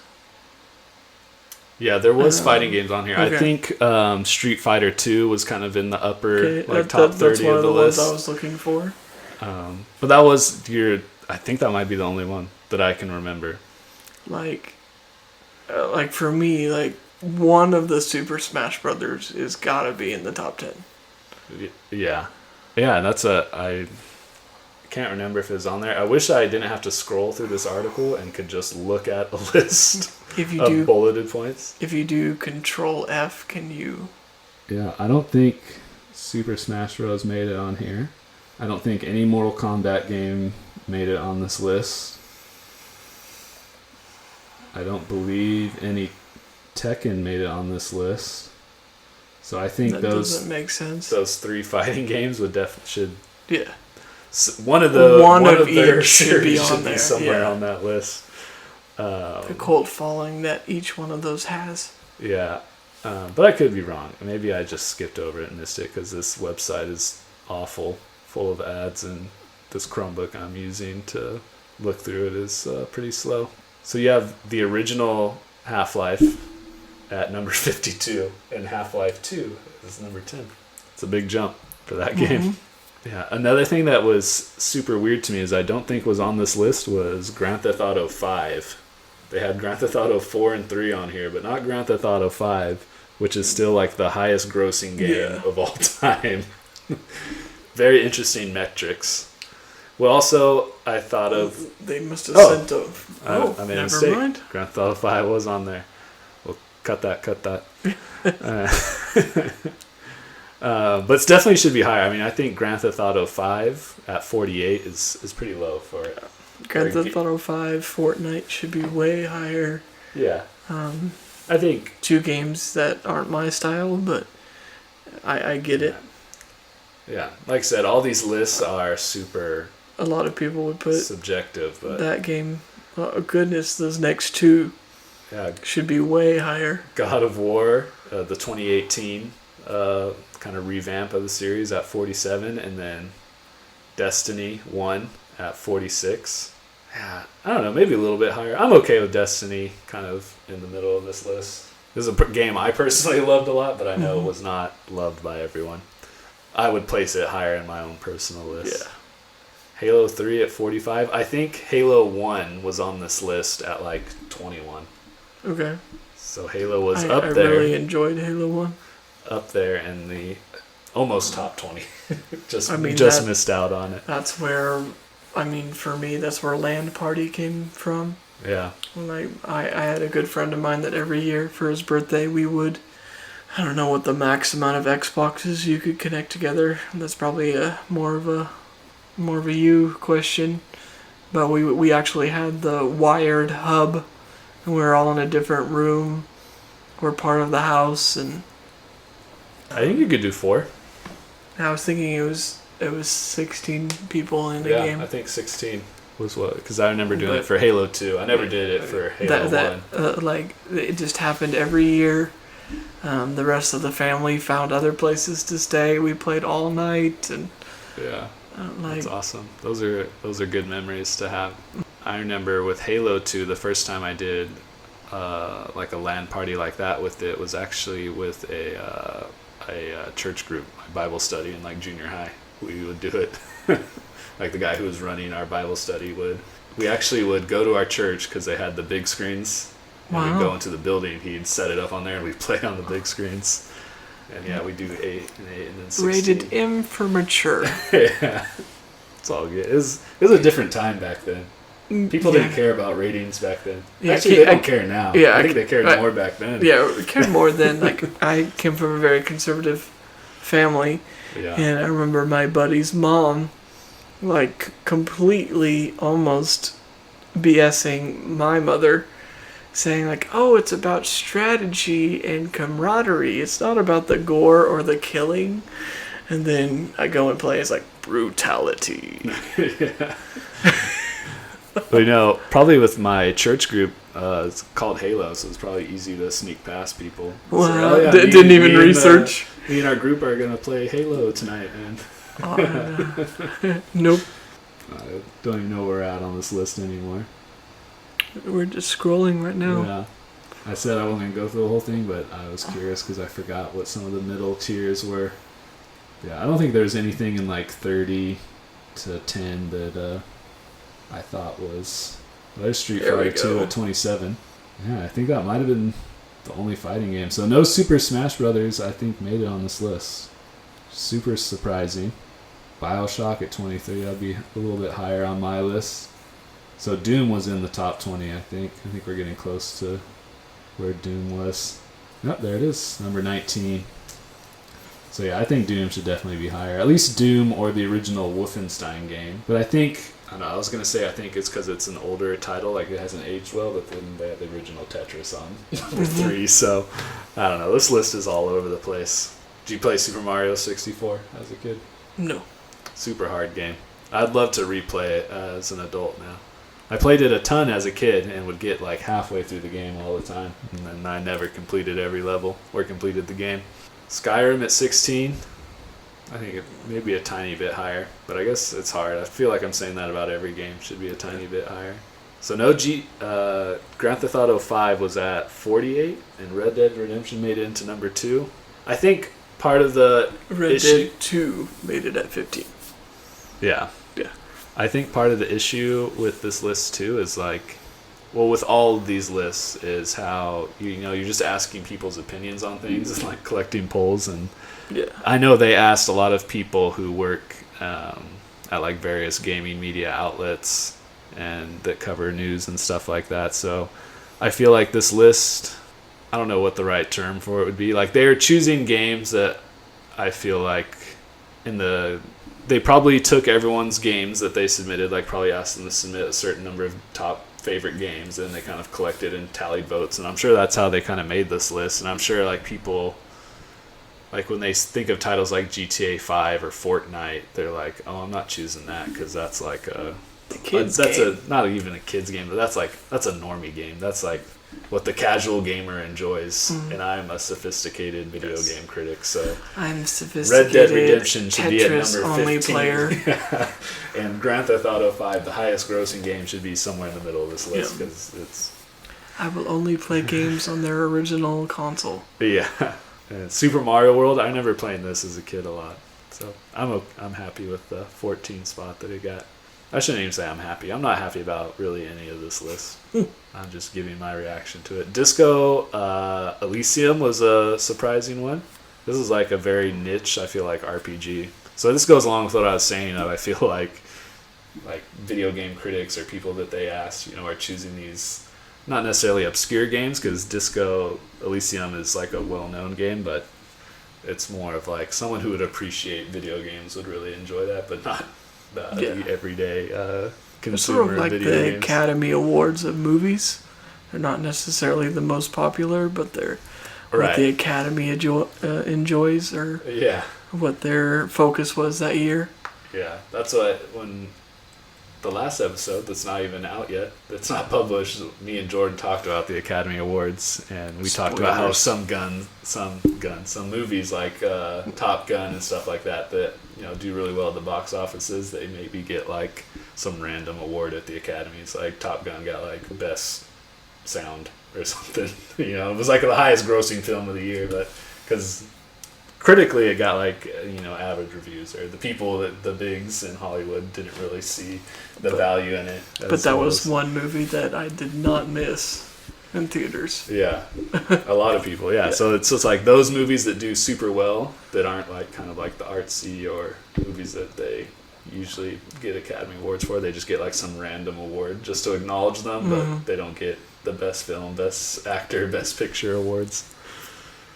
Anyways, rant over. But I got a couple other news stories. Okay. I don't even know if we'll make it to the third one now, but we'll try. We better. We'll try to. This one, a little bit of a random story, but I got a theory about it. That's why I wanted to talk about it. Who am I looking at?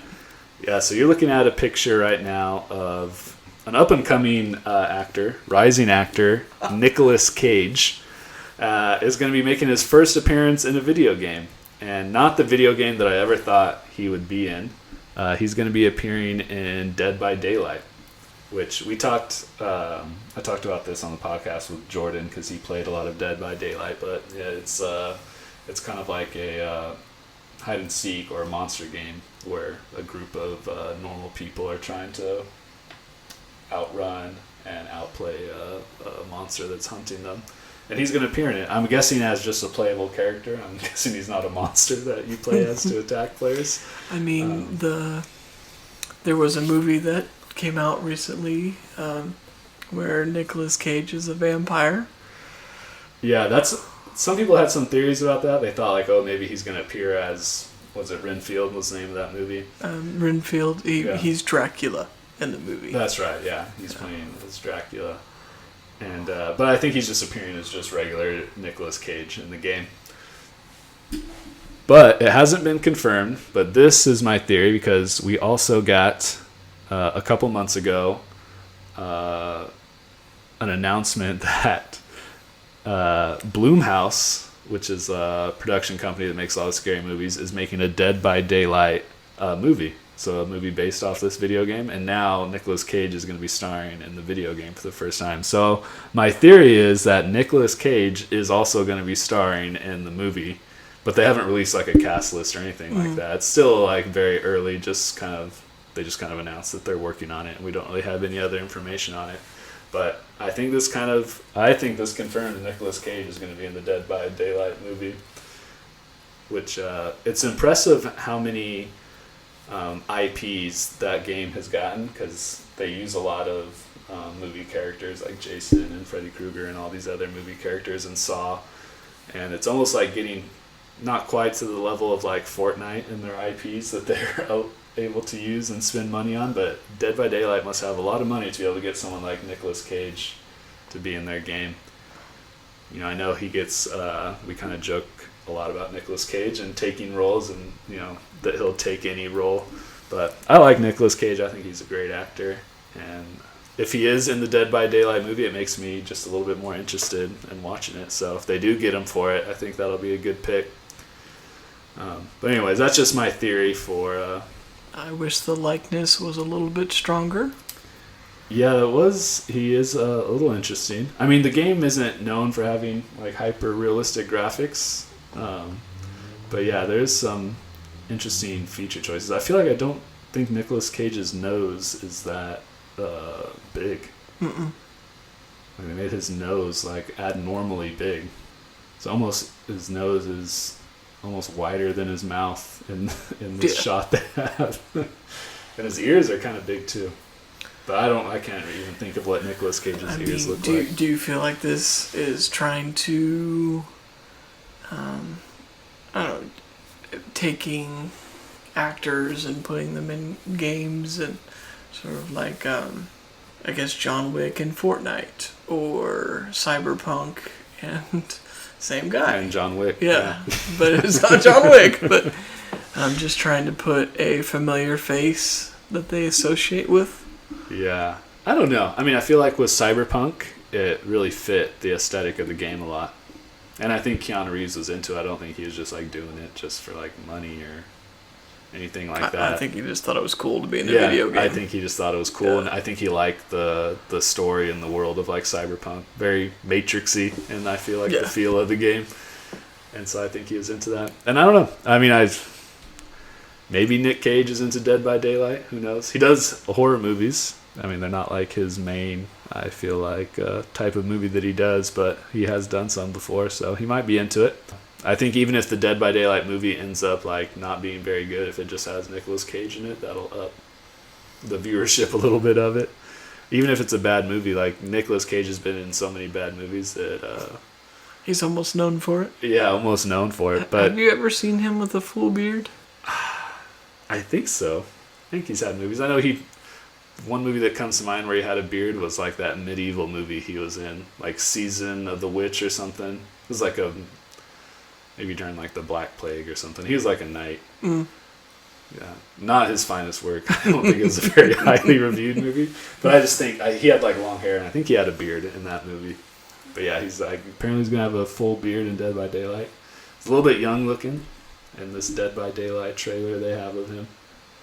Last story here, I'll hit you with one of the reasons why you came to mind for this episode.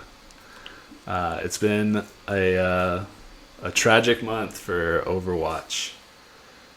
Just recently, it was announced that all their plans, well, I shouldn't say all, most of their major plans for a single-player PvE-focused game mode in Overwatch has been completely scrapped, and they're not going to do it anymore.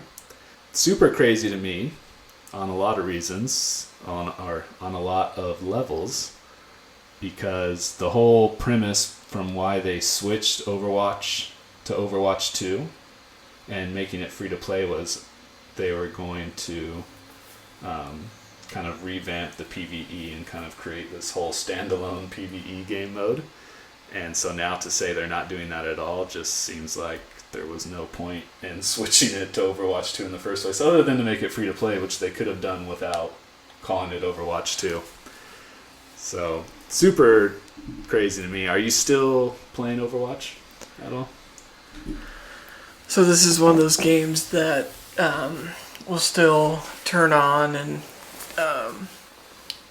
text your buddies and get on and play a few games. One of the draws to Overwatch is, well, it used to be, I guess Overwatch 1, I should say, is when you start the game, buy the game, whatever it is, you have all the characters with all the abilities. There's no unlock process. This is one of those games that the main crew, we've randomly found this game in beta. So we've been playing this game a long time. And I know there was a story mode, whatever you want to call it, that was, I could say, alluded to, if not promised for Overwatch 1. But the best we got was these offshoot story modes or challenges where it was mission based, but you were going against certain characters that were possessed, or you had to beat a ton of ads and that type of thing, which ended up being part of my favorite part of the game. Just really? Because when they showed up, they were just there for such a short time that you played them and you tried to find cool squads to put together to beat the game. For how limited those were, I'm not really surprised that this is happening with Overwatch 2. Yeah, I guess I said I was shocked about it, and I mean I am surprised that they came out and blatantly said we're scrapping it altogether.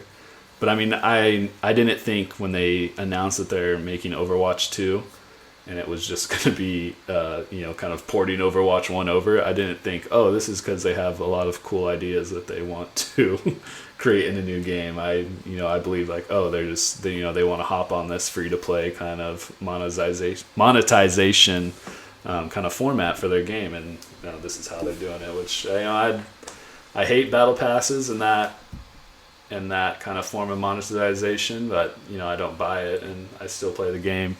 So I think that's fine if a game company wants to do that. Overwatch is still a ton of fun. Yeah. Like a little bit of a hot take. So I'm feeling a little bit spicy from all those Pepsis. The PvE content that they have released in Overwatch 1 and Overwatch 2, I've always thought it was just kind of utter garbage. Not very fun.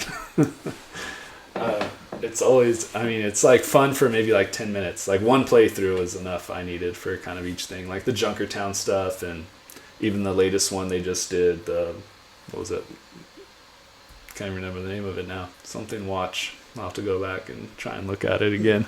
Did you play through them in challenge mode? No, I didn't do the challenge modes. Okay. Well, there's... Because I didn't enjoy just the normal difficulty, so I didn't think I would enjoy a challenge mode. Each one is considerably harder. Yeah. Like, when you kill an enemy, then there's fire on the ground. Fire on the ground. Each time through, it's a little bit harder. You can limit which characters you can use. It switched it up and brought some difference to the grind. Then the rewards they weren't great, but you got extra boxes to open up new skins and emotes and all that type of thing. The switch to Overwatch 2, where it's no longer... it was never free to play. But even with Overwatch 1, whether you bought it the physical copy or a digital copy, you had access to everything. Now it's free to play, and to play certain characters, you have to buy the Battle Pass. You can unlock them too. Yeah, you can unlock them with some sort of grinding. Yeah. And again, I don't really like my games to feel like a job. It's supposed to be an escape. It's supposed to be fun. It's supposed to be social. I guess for me, it doesn't have to be social, but that's what made me enjoy Overwatch and why I play it less now.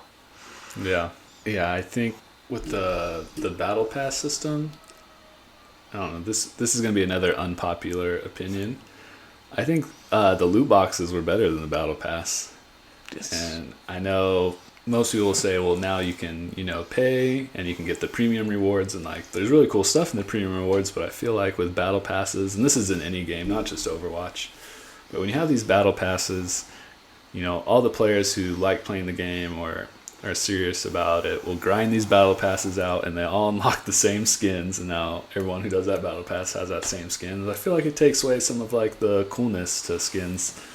I feel like the rarity that skins had in the loot boxes made them a little bit cooler. Pulling the legendary skins from a loot box and having that skin that was rare for other players to have. But I know, some places, some countries are like banning loot boxes from being in their games because it's being viewed as like a form of like gambling now, or kind of like introducing gambling to kids who are playing the games too, who are paying money to these loot boxes hoping to get something cool out of it. But so something that games do not have, and this isn't exclusive to Overwatch, is I would call it gamer loyalty.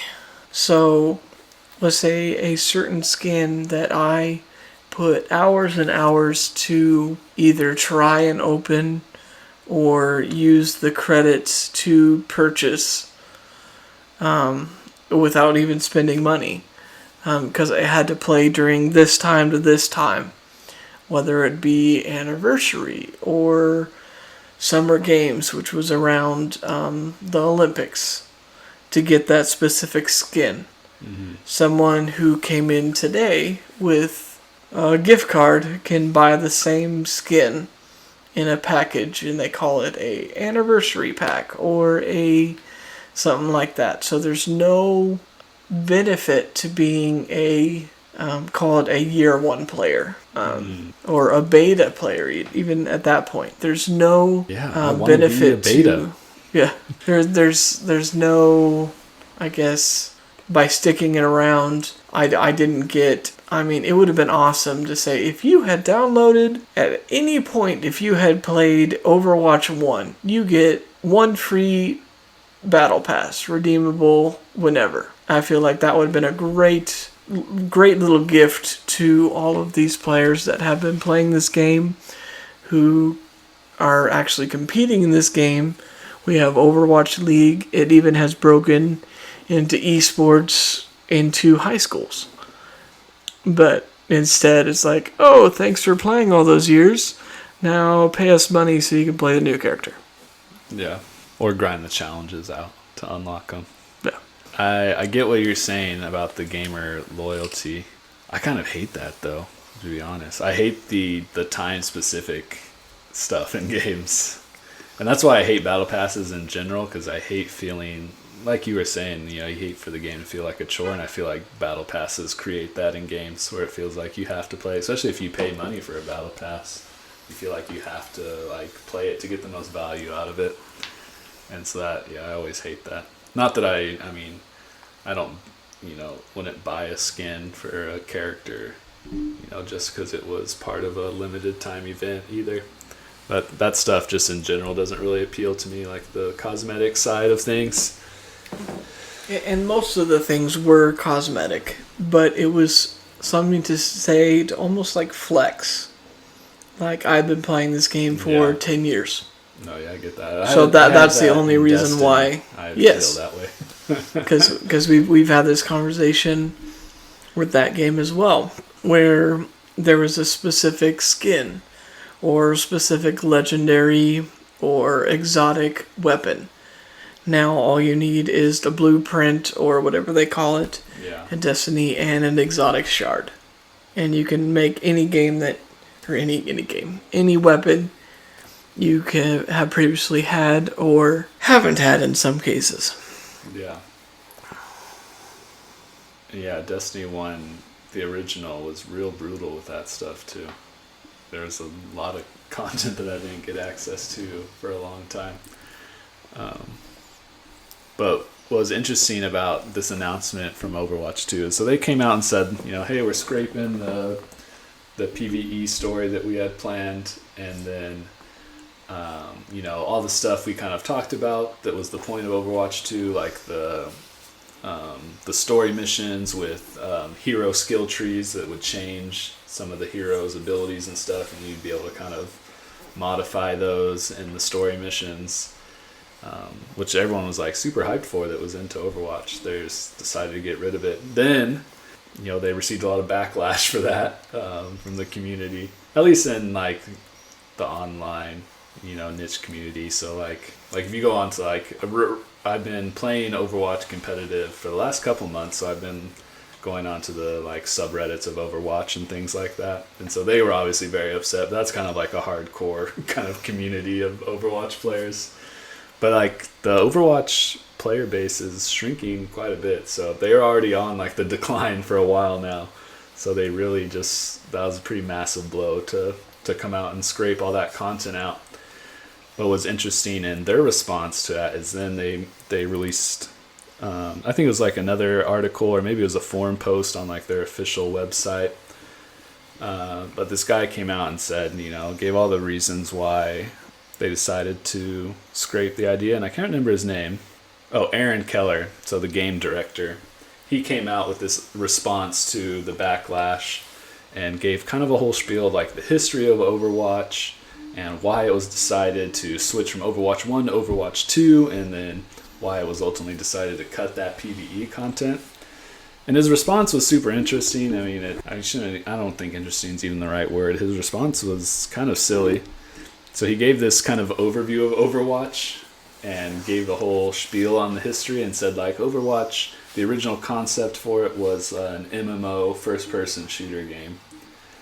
and he kind of described what that was like and why it changed to like the kind of hero team shooter that it became. But that just seemed even crazier to me because the original concept for the game as an MMO would have meant that they probably had a lot of kind of story-driven parts of the game then, because an MMO is very, like story-driven and kind of grindy, and so they probably had a lot of single-player content made for the game. And so that was interesting that he said because it was an MMO that switched to a team shooter, that's part of the reason why they scraped the story missions that they created. So I don't think it's a very good excuse. And then the last part of his response to that, he kind of just makes some more promises. He says they're not getting rid of PvE events and that they're going to keep doing them. They're just getting rid of the story that they promised and the skill trees and the character progression that they were going to have. So, I don't know. It's not a good look.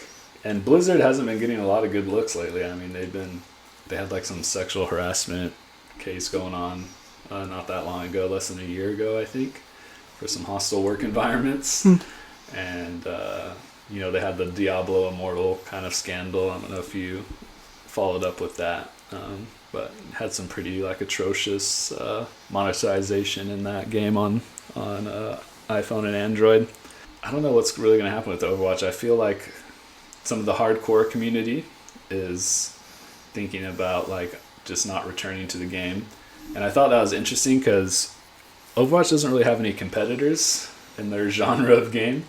There's not really any other hero shooters out there except for Paladins, which was also a free-to-play hero shooter, but I think they recently announced they're like shutting off support for the game. Like maybe like 3 or 4 months ago they announced that. So it'd be interesting if they were still around. I think you can still play. I'm not sure if the servers are completely shut down, but I feel like now would be a time where Paladins could like come out and try and snag whatever player base is left from Overwatch.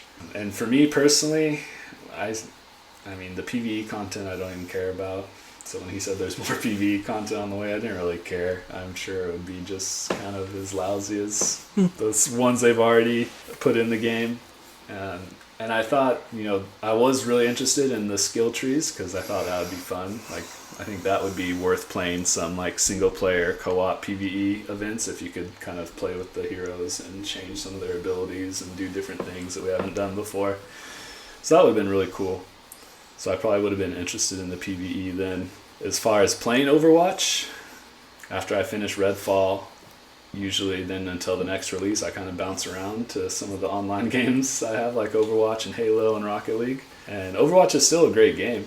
Still really fun hero shooter. But yeah, I don't know. I'll probably back off Overwatch for a little bit.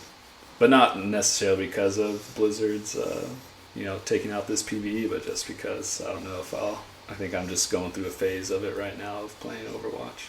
And that usually dies out pretty quickly. But I could see, I know a lot of hardcore players who are really into Overwatch are saying they're going to stop playing it because of this, which is crazy because they only play it for the competitive and ranked mode anyways. I don't know why they're that upset about the PvE, but I think it's just the whole, and of course Blizzard can do it because they're Blizzard and they make awesome games and don't really care what other people think. Yeah, because this is one of those games that was delayed so long. Like Overwatch 2 was supposed to come out years ago, and they just weren't ready yet. Yeah. So just like a lot of games, if it's not ready yet, and you still have the functioning Overwatch 1, take your time. You weren't losing anyone.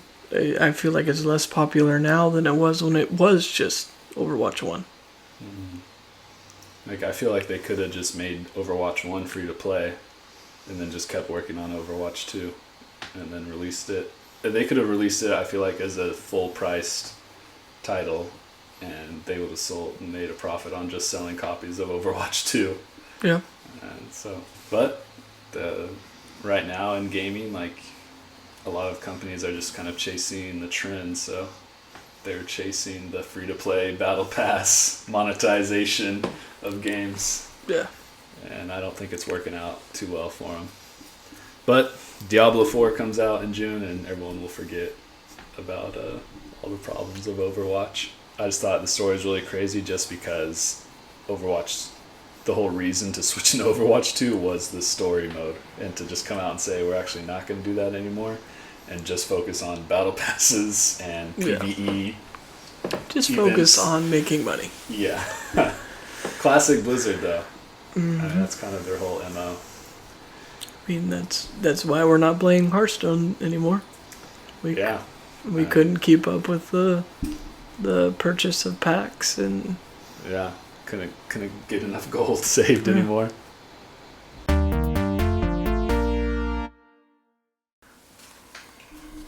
Are you ready for some 20 questions, Bogey? Video game character edition. I am not, but here we are.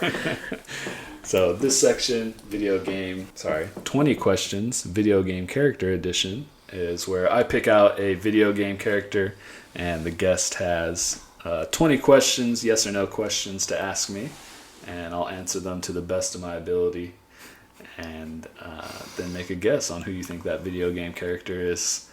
So whenever you're ready, Bogey, you can let the questioning begin. All right. First question: is it Deadpool?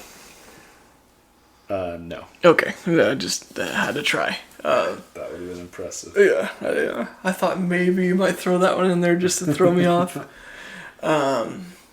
Second question: is this character in a game we played together? Yes. Is this character on multiple consoles? Yes. Is this character human? No. Is this game on the Switch? No. That's 5. Okay. They're not human? Not a human. This game is not on the Switch. And it's not on the Switch. Interesting. I thought it was going to be there for sure. I did not have a plan before I came. So, is this character from Destiny? Yes. That was a good question. That should narrow it down. In Destiny, are they a friend or foe? I guess I can't say that. Are they a foe? No. Is it Cade 6? You got it. Nice! 6. Did I beat Jordan? That was 7 questions. Yeah! Alright. Sorry, Jordan. Wow. Nicely done. Alright. So, Cade 6. a little personal connection to that character. Was super bummed when they were removed from the game. And it's not a nephew of mine, but pretty much it is named after that video game character. Really? Yes. That would be John's nephew.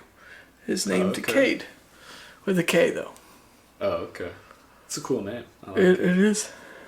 Yeah. Cade 6. First appeared in Destiny 2014. Last appeared in Destiny 2 Forsaken. R.I.P. Voiced by Nathan Fillion. Great actor. Yep. Fun actor.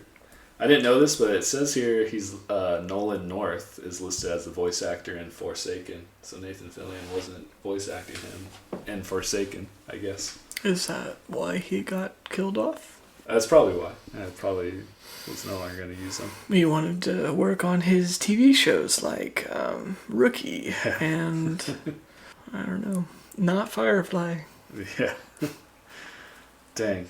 7 questions, Bogey. That was impressive. And it's really 6. Is it? Did you count Deadpool? Counted. Unless maybe I counted your guess as a question. I mean, you did say, is it Cade 6? But, I don't know. I asked 7 questions listed here. Did you count Deadpool? I don't think so. You didn't count that one as a question? Did I count Deadpool? Yeah, I counted Deadpool. Yeah, I thought you were going to try and trip me up. And then I thought for sure it was going to be a Smash Brothers character. Yeah, that was going to be at first what I was thinking of doing. So I was trying to think. I've been trying to think of games when people are on that they have played before. Yeah. To make it a little bit easier. But maybe I'm making it too easy. I mean, you and Jay are knocking these out.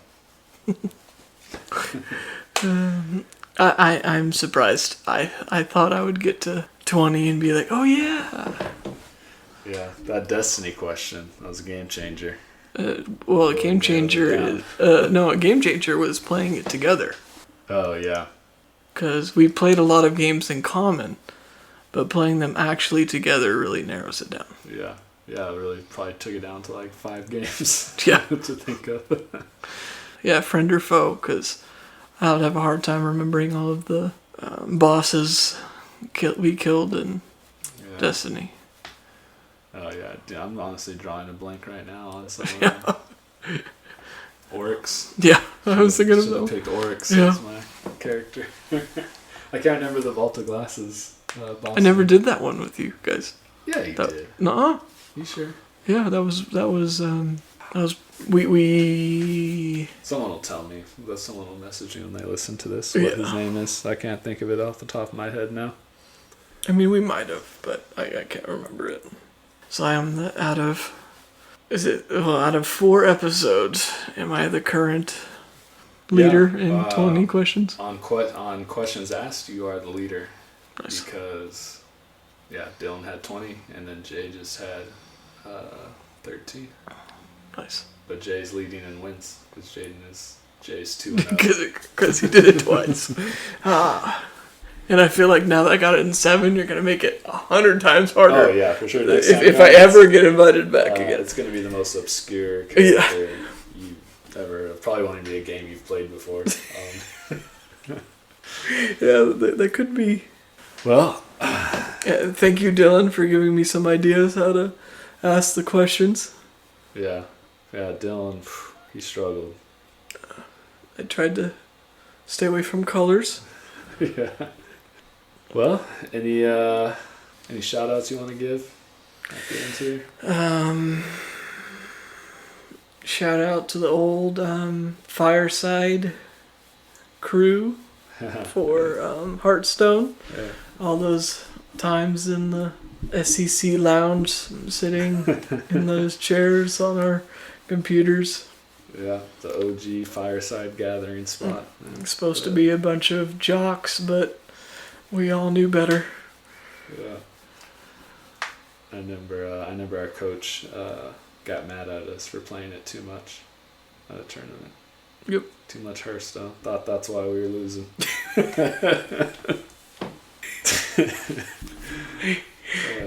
Well, Bogey, thank you for coming on. I appreciate it. Thank you for having me. I'm glad we were able to make it work out being so last minute. Hopefully next time you're on, it won't be last minute. It'll be planned out and maybe I'll a lot more prepared. think of some more games to bring to the table. Yeah, make sure you're playing lots of games from here until whenever you're summoned again. Which I don't know when that's going to be, but soon. Season 2, Episode 5.